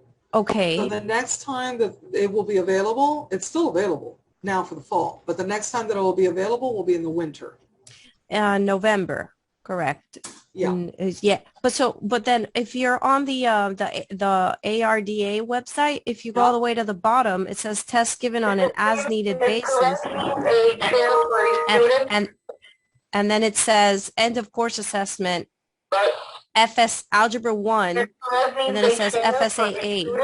It's Okay, like yeah, that's the FSAA, Yeah. and that's for data folio. Oh, okay, that's the alternative assessment. Mhm. Okay, Correct. sorry. Okay, I see where the mix up is. Okay, so I would wait for the next window. Should I be expecting to receive any kind of student folders or like workbooks, like the worksheets or anything like that for the FSA? So I'll go ahead and take the question, Dharma. Hi, Yep. Christina. Hello. So I'll be sending out an email probably within the next week and a half or so about ordering paper-based accommodations for the winter window, which the winter window does run from November 29th through December 17th. And within that email, I'm also going to provide a link because for this fall window and the winter window, if you need any ancillary materials, if you don't have any left over in your testing closet, so if you need, work folders or worksheets or anything like that, then there will be a link included in that email to order the ancillary materials, and those will be then available at TDC. If you order by the deadline that I give you, that should then be delivered to your school through Comet Delivery. But if you happen to place the order afterwards, you may have to go to TDC to pick it up. But the best thing, and I say it in the email, is make sure you look at the inventory of what you have in your testing closet in case you have any leftover from previous administrations, because those can be used. I do have quite a lot, and it seems like they were the only thing that I'm a little bit iffy on is that they're not all identical. Like it will say, FSA math booklet, but maybe I'll have a batch where it says it on the top left corner, and then I'll have another batch that it's on the bottom right corner where it's not uniform, but it's identified as the same material. And I don't want to use, an outdated, student booklet and then have something invalidated. I don't know. So for the math assessments, there would be the work folder, and that's going to be a yellow folded sheet for the work folder. You will also see for whichever ones it could be used for those assessments, it should say it on the bottom which assessments they are used for. It's okay if they're different. because there's like, I don't know if maybe they're just from so many years ago that. No worries. If you want, just send me you can send me an email with a picture of the ones that you have, like to show me how it's different, just so I can Oh my better God, yes. like guide you on that. Yes, thank you so much. You're welcome. I have a question. I'm LaShawn Walker at Georgia Jones Ayers Middle. And I wanted to know, we have 2 students that are going to take the EOC retake, right? But one of the parents opted out to say that they didn't want her to take it. Is that okay, or should we make her take it anyway, or have them take it anyway? So the thing is that the retake administrations, hi, by the way, hi, LaShawn. The retake administrations are technically optional for the students to take. They do not have to sit during one of the retake administrations. So if you have a student right now who's supposed to be taking, let's say, the Algebra 1 because they didn't take it and or they took it and didn't pass, they could either wait for the window retake administration, the spring retake if it's Algebra 1, or if they happen to be sitting in a geometry course, even though you're offering all of these retake opportunities, if the parent and the student say they want to just have the student do geometry this year and wait until the spring, they have that option as well. However, they really should be given every opportunity and take advantage of every opportunity to sit for that retake administration, because then they have the chance of passing it, and ultimately that is a graduation requirement. So they should definitely be provided with that opportunity and take advantage of it, because then they run the risk of waiting until the geometry EOC, not passing it, and now, you know, they had all of those opportunities that they didn't take advantage of. They didn't pass the geometry, so now they're really pending, you know, that requirement. Okay, so right now she's sitting in an algebra class. In Algebra 1? Algebra 1 class. Okay, so is she retaking the course? Was she in it last year? She was in it last year. She passed with a C, but she didn't pass the FSA, the EOC. So we were giving her the option to take the EOC, but then the parent and the child decided that they didn't want to take the retake. So when the FSA comes, are we giving her the FSA retake, or are we just logging her in as a regular child?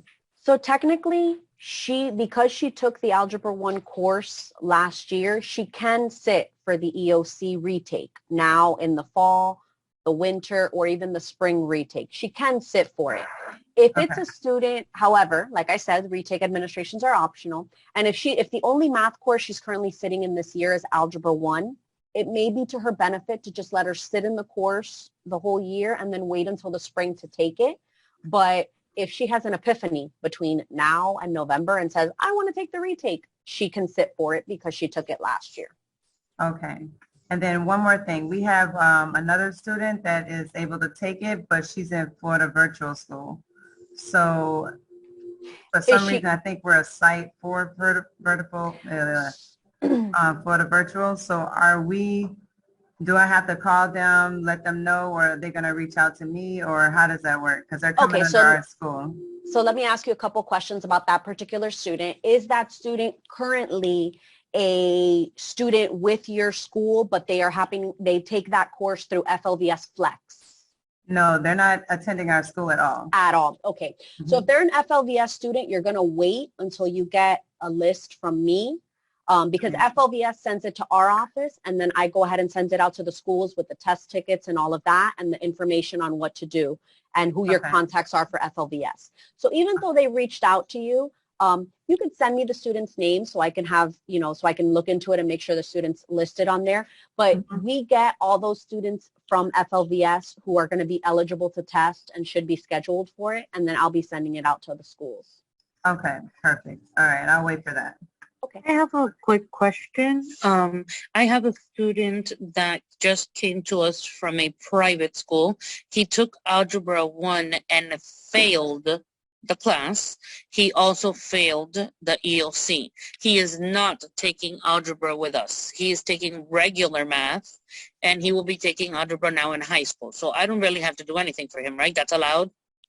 Yeah, I mean, because ultimately the student didn't pass the course. They're probably sitting in, they're sitting, well, now you say they're put in a middle school math because it was probably discovered that the student had been accelerated too quickly. Right. He's just in based a on their. regular eighth grade. Yeah. So if he's in a regular eighth grade, then he'll just, in high school, he'll retake the class because ultimately he doesn't have Okay. that credit. The credit wasn't traced in. So you don't have to Okay. worry about having him sit for a retake. Okay, perfect. Thank you. So I'll reply to you and Ms. Rugara then that he's not going to be testing. Yeah, you can let us Okay. know. If we've reached out to Okay. you that student should be tested, then you Okay. can let us know. Thank you so much. Mhm. Good morning. Hi, good morning. Question. I know Quad A was not working a while ago and we have to go to Blue Zone. Do you happen to know the abbreviation of how assessment services of the loan manager appear in Blue Zone? I'm not familiar with that, Dharma. The codes that are put in Quad A for like the file download and assessment services app, do you know them off the top of your Yeah, head? for file download, it's FDM. Okay. I believe it's just that simple, FDM. For the assessment services app, it's WPBS. Yes. Okay. Since I have it on SPY. I'm not sure, but Kathy, do you know the code for SPY? I want to say it's WSPI. Yeah. It They is. usually try to Yeah. make them very straightforward. Yeah.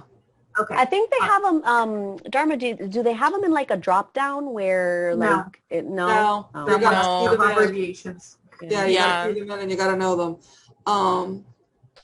But if you get stuck, call me and I'll go over to ITS and find out.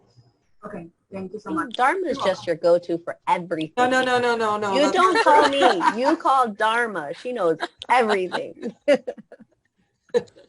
I have a question. I'm not sure. Can you guys hear me?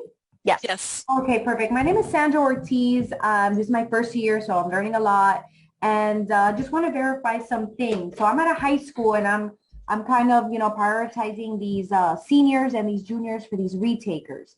I know there's another window now in November. Do you know how quickly we'd get these results to see if they have to retake these exams again? So in my experience at the school level, and I want to say with last year, but last year was just so different because the windows were extended so much. But my experience at the school level, which is basically what we're working with now, a regular testing window, we do expect those scores to be reported like probably the week before the winter window opens. I've seen it in the past sometimes get there like right before that winter window. So it's more or less around that time. If it happens to be that you schedule your kids to start as soon as the window opens, at like that same day that the window opens and the scores haven't come out yet, and you have Joe Smith sit for session 1 and then the results come in and he passed, Joe Smith does not have to sit for session 2, just so you know. Got it. So just And that's only going to, I'm sorry, that's only going to be for the EOCs. The ELA scores come out a little bit later in December.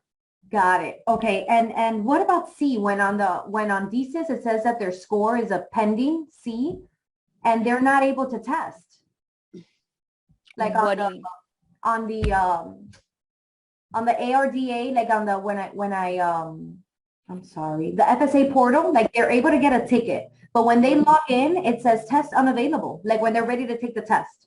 Okay, so you want to make sure that for that particular student, you go into their individual account under their student information and you see exactly which test is turned on for the student. So, if the student's going to be sitting for the Algebra 1, you do want to make sure that under Algebra 1, it is turned on to E, eligible for computer-based testing. You also want to make sure that that student is not supposed to be sitting for a paper-based accommodation, because if they're sitting for a paper-based accommodation, they'll technically be in Tide. You can print out a ticket. However, if they're for paper-based, it's not going to be turned on in Tide. So they can go through all the steps of putting in their username and all of that, but no test will be available because it's paper-based. Perfect. And last question, is there a rule for a certain pen color on these documents when they're testing? I have a teacher who completed these documents in a red pen. Do I make her redo them? I'm talking about like the seating charts and stuff like that? No. You can use any color ink. The point of using the ink is that you can't erase it later on if there's an invalidation. Okay, so as long it doesn't matter. Okay, good. Yeah. Perfect. Thank you so much, guys. This was very helpful. You're welcome. Question. Hi, I have a question. Are we going to get another training for the NAT for the first graders? That's being run through the advanced academics office, so you can reach out to them for information on that. Okay, and I believe Maria, you had a question? Yes. Can you hear me? Yeah. Okay. I'm new to testing and I'm also new to the middle school world. And we have several students that are doing like course recovery. So for example, I have students that are taking an ELA class in 6th grade and an ELA class in 7th grade, let's just say as an example. And one of them asked me yesterday, am I taking the FSA, 2 FSAs for reading? How does that work for those students? So those, I'm sorry. Yeah. So for those students, and this is going to be very important to keep this in mind, when it comes to the FSA ELA or the FSA math, the student can only take the FSA assessment that is for their grade level, their current enrolled grade level. So even if it's a 7th grade student currently taking 6th grade ELA and 7th grade ELA, if they're in grade 7, they have to take the 7th grade FSA ELA. The reason for that being is if they take the grade 6 ELA, they're going to be considered a below grade tester and they will not receive a score for that. Okay. So you do want to keep that in mind. So you can, when it comes to those assessments, on the opposite end of that, if you happen to have a 6th grader who's like super advanced and takes a 7th grade is sitting in a 7th grade FSA ELA course, 7th grade ELA course. When it comes to the FSA, they can sit then for that FSA ELA test, the grade 7 FSA ELA, but you are going to want to turn it on in Tide for the student as an above grade tester. Plus the difference is that 6th grade FSA ELA is paper-based and 7th grade is computer-based. So you will never have a student testing below grade level. And I want to take this moment to say also for those of you here who are high school school assessment coordinators, also keep that in mind when it comes to the retake. Yes, the FSA ELA retake is technically a grade 10 test, but that is not the same as the grade 10 FSA ELA. It has to be the FSA ELA retake. You will never be able to get an 11th grader in the spring and have them sit for the grade 10 FSA ELA. That's a below grade tester. It has to be the ELA retake. We'll discuss that more in future training sessions, but I do want to bring that up because that's a big way that a student sits for a test and then no score is issued. Okay. Thank you. You're welcome. Hi, I had a quick question. I keep catching snippets of it. I do have the number in the chat for advanced academics, but what's the name of the test that I heard briefly that the first graders are going to have to take this year? The Naglieri non-verbal ability test. I'm going to put it in. Thank you. Because it's not an easy name. The NNAT. You go to the testing calendar as well. It's November, I think 9th and 10th are the administration dates. Okay, so do we have any other questions? Going once. I have a question, Dharma. Hi, how are you? Daniela from Everglades. So are we going to be getting the kids, the virtual students coming in to test with us? I'm not sure if I heard that correctly. So the NN what? NNAT3? No, you mean for all FSA, for FSA. Yeah, we have those special programs. Mm-hmm. We've got Miami, and we have a new we have a new special program. Wait. Hold on. Let me throw this out there, Daniela. Okay. And I'm sorry, for Everglades, is it a K-8 or is it a? K-8. It's a K-8. Okay. So right now for the new virtual school that's out, Miami-Dade virtual school, it is not expected that those students are going to be an additional special program sent out to schools in the spring for testing. Okay. They may have been sent out, I don't know if, no, Flickers was done at their sites. Like you may not have gotten any now for the fall. High schools did, more than likely high schools did, because there were students who needed to sit for the retake. But it is not the expectation, we do not expect it at all, that Miami-Dade Virtual is going to be an additional special program in the spring.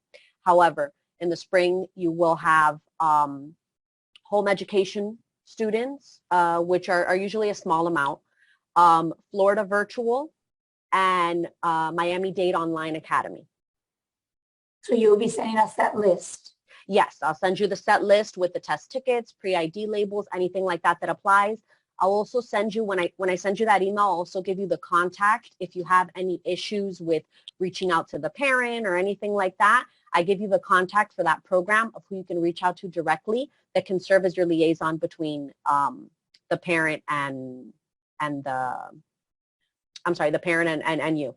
And then when do we get that? When do we know if these kids are going to be coming in? So we usually start sending those out to schools.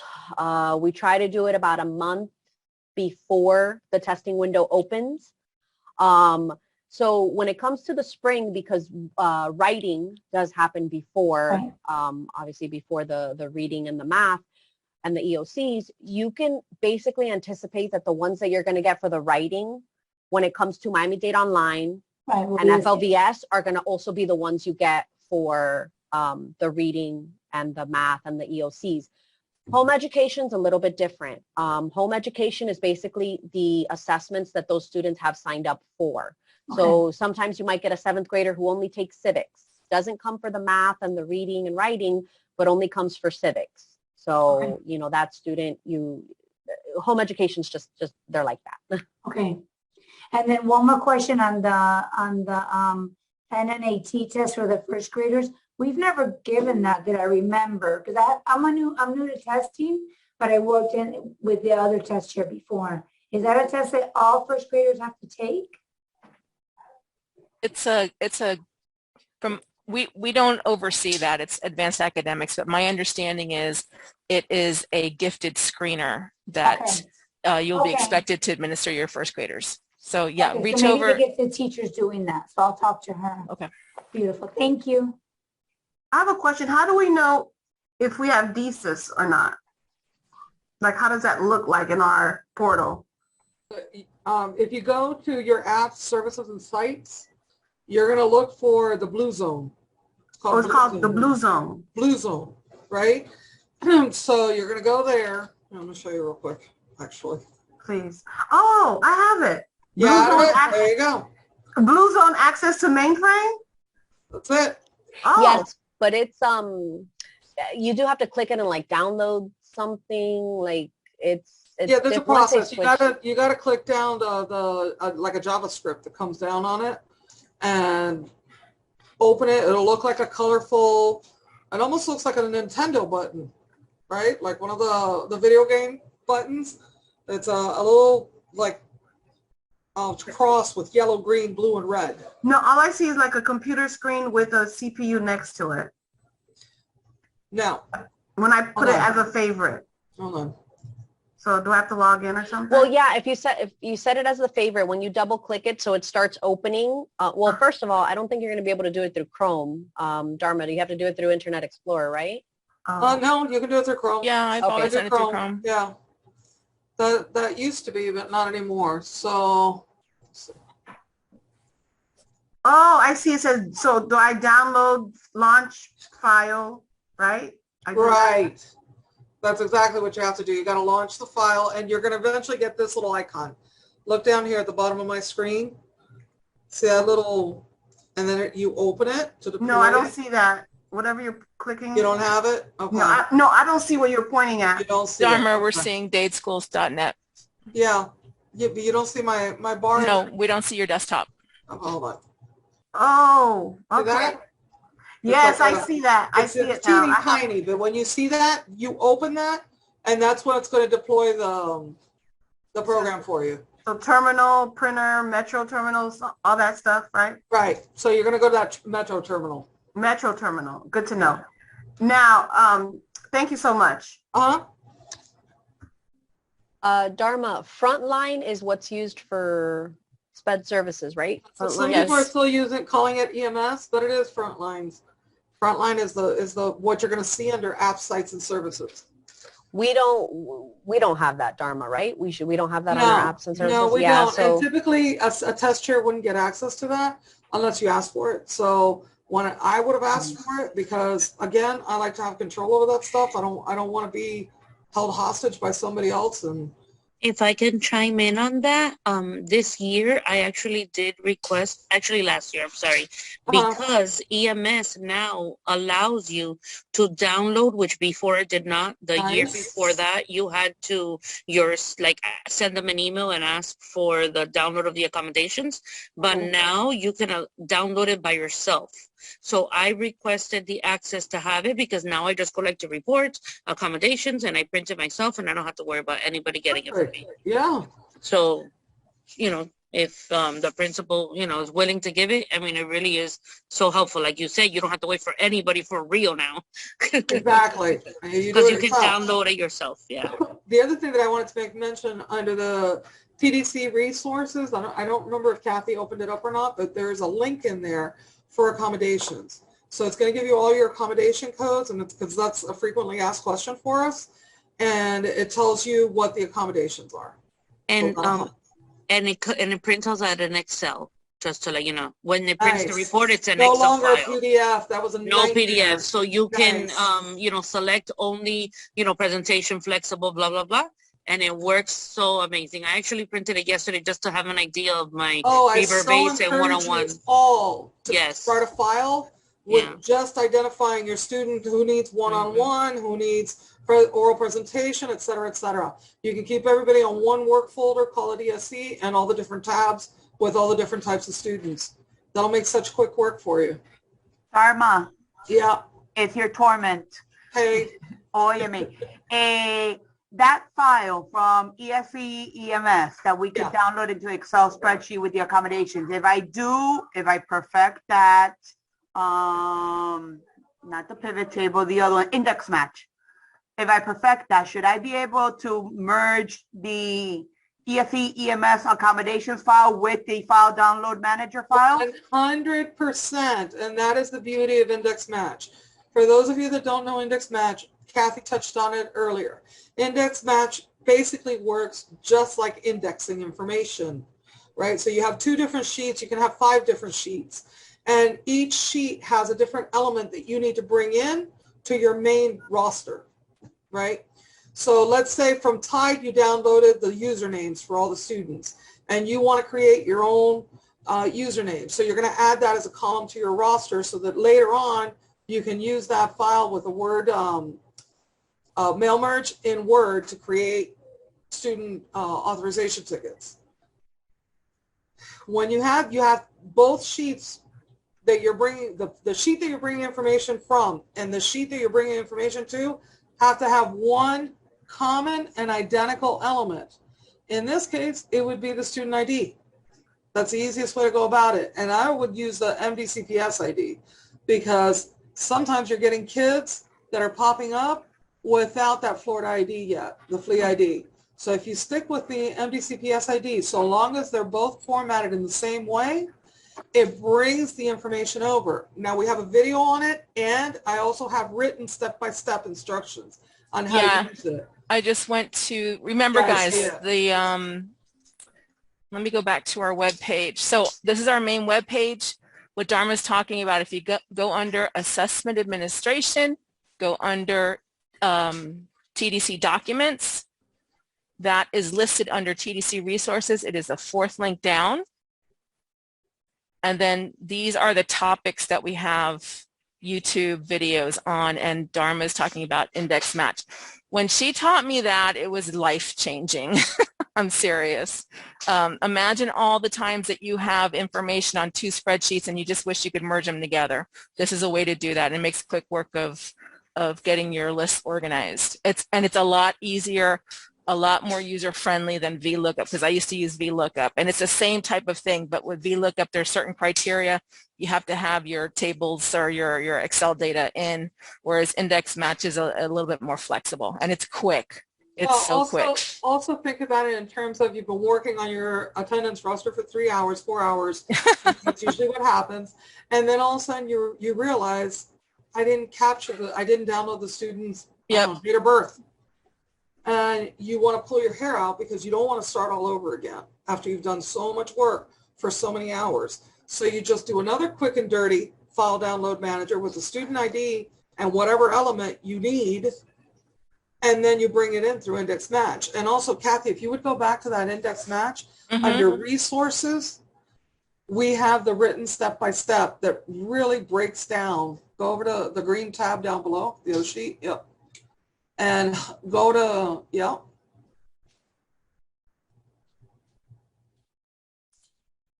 So this explains to you I painstakingly sat there and did this step-by-step. So I tried to capture absolutely everything. It should be that anybody that prints this out and walks it through, you'll get from point A to point Z. Yeah, I printed it out and I have it right next to my desk. I use it every single day or every week, and I'm so upset with myself that I did not know this when I was at the school level for testing. And when I learned it, I was like, what? I had felt deceived. I didn't know it, and I learned it with Dharma last year, and it will save you so much time. You will avoid so many errors with it, and it's just once, and all it takes is a couple of times. You'll mess up, and don't get frustrated. You might mess up on it. It's going to come out with that hashtag ref, saying you did something wrong on it. Do not get frustrated. It might just need one little tweak, but once you get it, that's it. You're good. And to Jennifer's point, if you get stuck on it, before giving up, I would much rather that you reach out. You can reach out. We can do a quick Teams video call or a Zoom call. I can see what you're doing, and we can help you figure it out. We don't want you to give up on this. This really is the number one time saver for you. And Jennifer brought up an excellent point, which is accuracy, accuracy, accuracy. Once you get this down, there's not going to be any questions about, oh my gosh, is this right? Does this information belong to this student? It's going to be 100% accurate whether you have 10 students or a list of 10,000 students. It makes such quick work of it. Things that ordinarily take you hours to do, you do it in a flash. Inside of 10 minutes, you're done. And you can move on to your next thing. Definitely, you got to practice it, because Dharma's been teaching me this for 2 years, and when I don't use it, I lose it, and then I have to keep calling out to Dharma to help me, because I do get that reference error all the time. So definitely. But it takes a while also to figure out and try to troubleshoot it. Rule of thumb is the formatting has to be identical with both columns. Dharma, quick question. Yeah. First of all, hello and thank you for the PowerPoint and all the assistance that all three of you ladies give.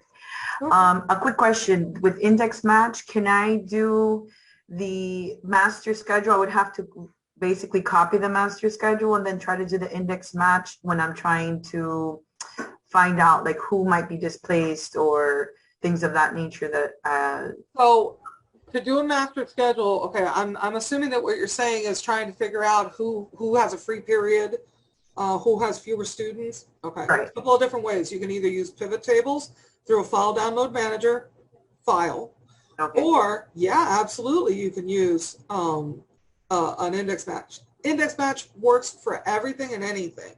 So long as you have 2 sheets with one common denominator or information set that's unique. Okay, because if you've got, and here's one of the dangers with index match, let's say you want to look up everybody that's in algebra, but you've got 1 through 6 listed, or 1 through 8, depending on how many periods you have at your school. So you've got those students repeating 8 times, and you're trying to pick up, I don't know, 3rd period for each student that's in algebra, let's say. Index match is only going to find and give you the first instance. So if that student is repeated 8 times, it's only going to give you the first instance. So you really have to be mindful to clean your list, to get the list the way that you want it, and not the way that you want it sorted. Sort doesn't matter. It doesn't matter if it has to go down to row, 280 to get the information versus row 2. That doesn't matter. What matters is if your information is repeated and you're looking for something that's like grade specific or period specific, then what I do is I filter for, let's say, Algebra 1, copy paste that into another sheet, call it Algebra 1, and now I bring in from that sheet. Okay. Let me show you guys Right really there. quick about, so I would do that with a pivot table if I wanted to see what room was, so this is a pretend file download. This is every student listed however many times for each period they have a row. So I am going to insert, and by the way, we have a video on this, so don't worry, just watch me do it and see how easy this is. And I'm we going have to insert files. Yeah. Yes, and this, we actually have this dummy filed. I actually just went to that resource and got this file. So I'm going to insert a pivot table. And then what I want is I want to see, first of all, my rooms. So where are my rooms? Did I pass it? Up towards the top, I thought. Yeah, I thought I After saw you room just number. passed it, go up a little. Yeah, or you can search it at the top. You can. There type it in is, there. room number. Okay, so there's my room numbers in my building. I'm going to have my period numbers across the top. So I'm going to make my column. So this is 1st through 8th period. And then I want to see how many kids are in each room. So I'm going to drop my student ID, because remember, those are unique values per student.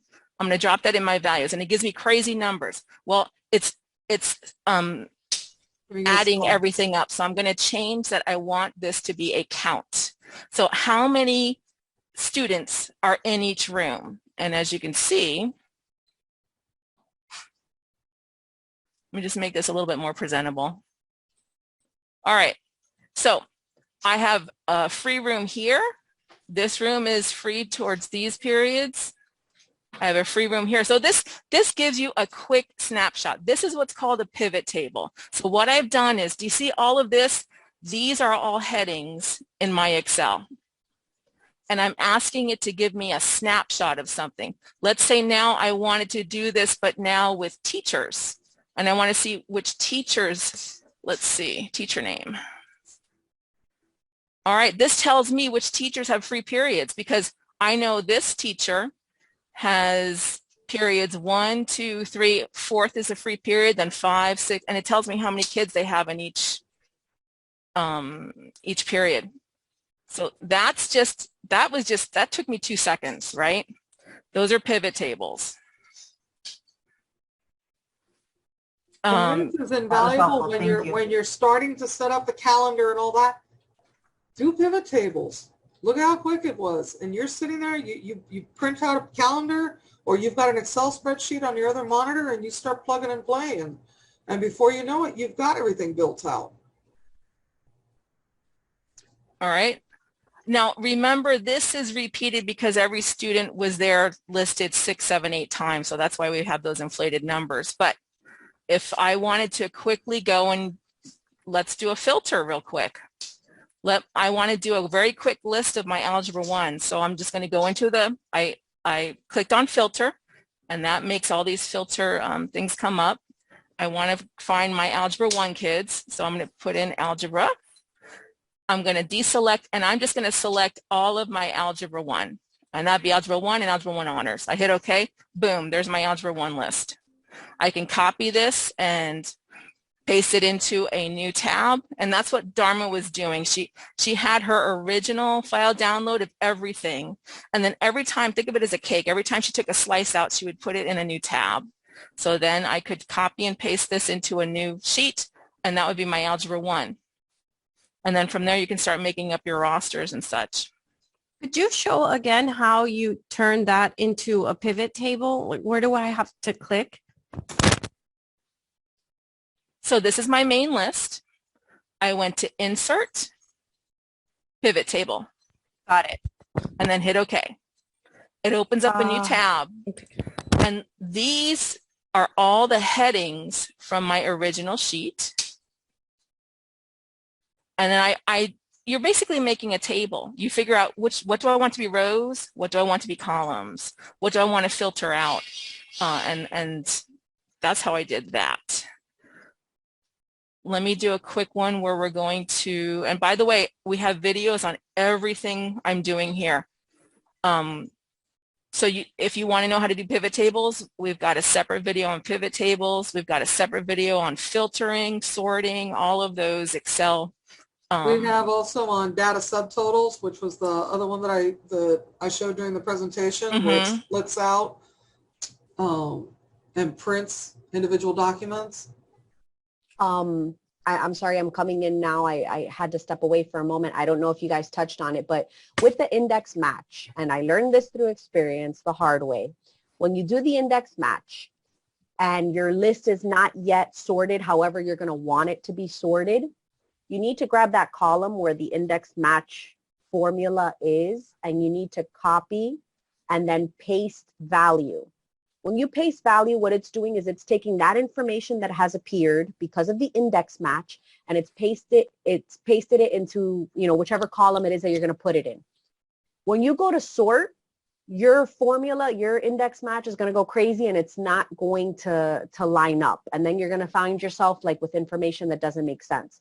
So very important to do the copy and paste value, so then that information will still stick to that student. So just want to throw that out there. It's very random, but it'll save you time. Kathleen, a verification. Yesterday I was doing what you just showed us now, and I was doing it through the video through TDC resources, and it was very helpful. It's just I'm still new to it, and when I went to get the numbers of my subgroups, after I had sorted the information so I could see exactly how many sped, how many, so on and so forth, I kept getting the total number instead of my subtotal number. And I don't know if I was doing something wrong. I figured out that some part I had to go back in and change it to count. But for some reason, it would go crazy when I started asking for sped. It would give me every single letter under sped. Did you have them for every period? Or did you? I think I might have done. I think I tried to do by period. So again, you have to think about how you're preparing your information, your data, before you take on some of these tasks. That's what I'm saying. Filter, copy, and paste. If you're looking for SPED and ESOL kids, then you need to filter for SPED and ESOL, but make sure that you filter by first period, because everybody that appears for first is going to appear for second, third, fourth. Yeah. You know what I mean? So it's going to replicate that number however many periods you have, and that's why you end up with those. Also, if you're looking for unique counts from your main list, make a copy and do a list that's called unduplicated. In other words, what I'm doing with this list, let's say I want to know my counts for SPED, my counts for ESOL. You'd want to take away all of those repeat rows and just have every student listed once. The way to do that, all I did is I made a copy of this and I moved it over here. I'm going to go, and again, this is all covered in the YouTube videos. I'm going to go to remove duplicates, and I'm going to say, okay, every time there's a duplicate, remove all the duplicates of student IDs, because those are unique variables. So I'm going to remove all the duplicates of student ID. Now, everyone in my school is listed once. Now remember, I would never want to use this for course information because it no longer has all of the students' courses, because it just has every student listed once. So now if I wanted to do a count of ESC or SPED, I can go to Insert, Pivot Table. I'm going to hit OK. It's going to open up a new sheet. And let's say I want to know, okay, so this is a 9 through 12 school. I'm going to dump student IDs because those are my unique identifiers. Again, it wants to count or sum everything up. I'm going to tell it no, no, no. I'm going to change my value field setting to count. And now it's telling me how many kids I have in each grade level. Well, if I want to drill down further, I can start, let's see, what's something I can do? Let's go to ESOL level. So how many students do I have? And do you see what I did? All I did was grab the ESOL level and put it in the columns. So now in my columns, I've got a breakdown of how many kids are in each level for ESOL. Got it. You can do that with your SPED. And now remember, it's going to, imagine your Excel worksheet. It's going to give you what's in that field. So once I now put my ESC exceptionality, remember those are codes. So now it's going to tell me, and I always do this, I always center it and put some, just so I can read it better. It tells me per code how many I have. Got it. Okay. Another little tip that you may not think about is when you do that initial file download, immediately make a duplicate copy as your working file. Yeah. That way, if you screw anything up, you know how you get 10 million interruptions throughout the day. And because everything that we do or that you guys are going to do requires 20 million steps.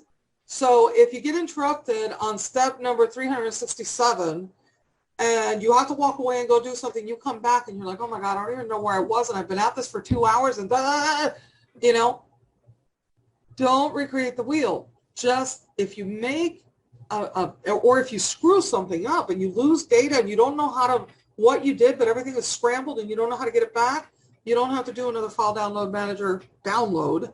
You have your master file.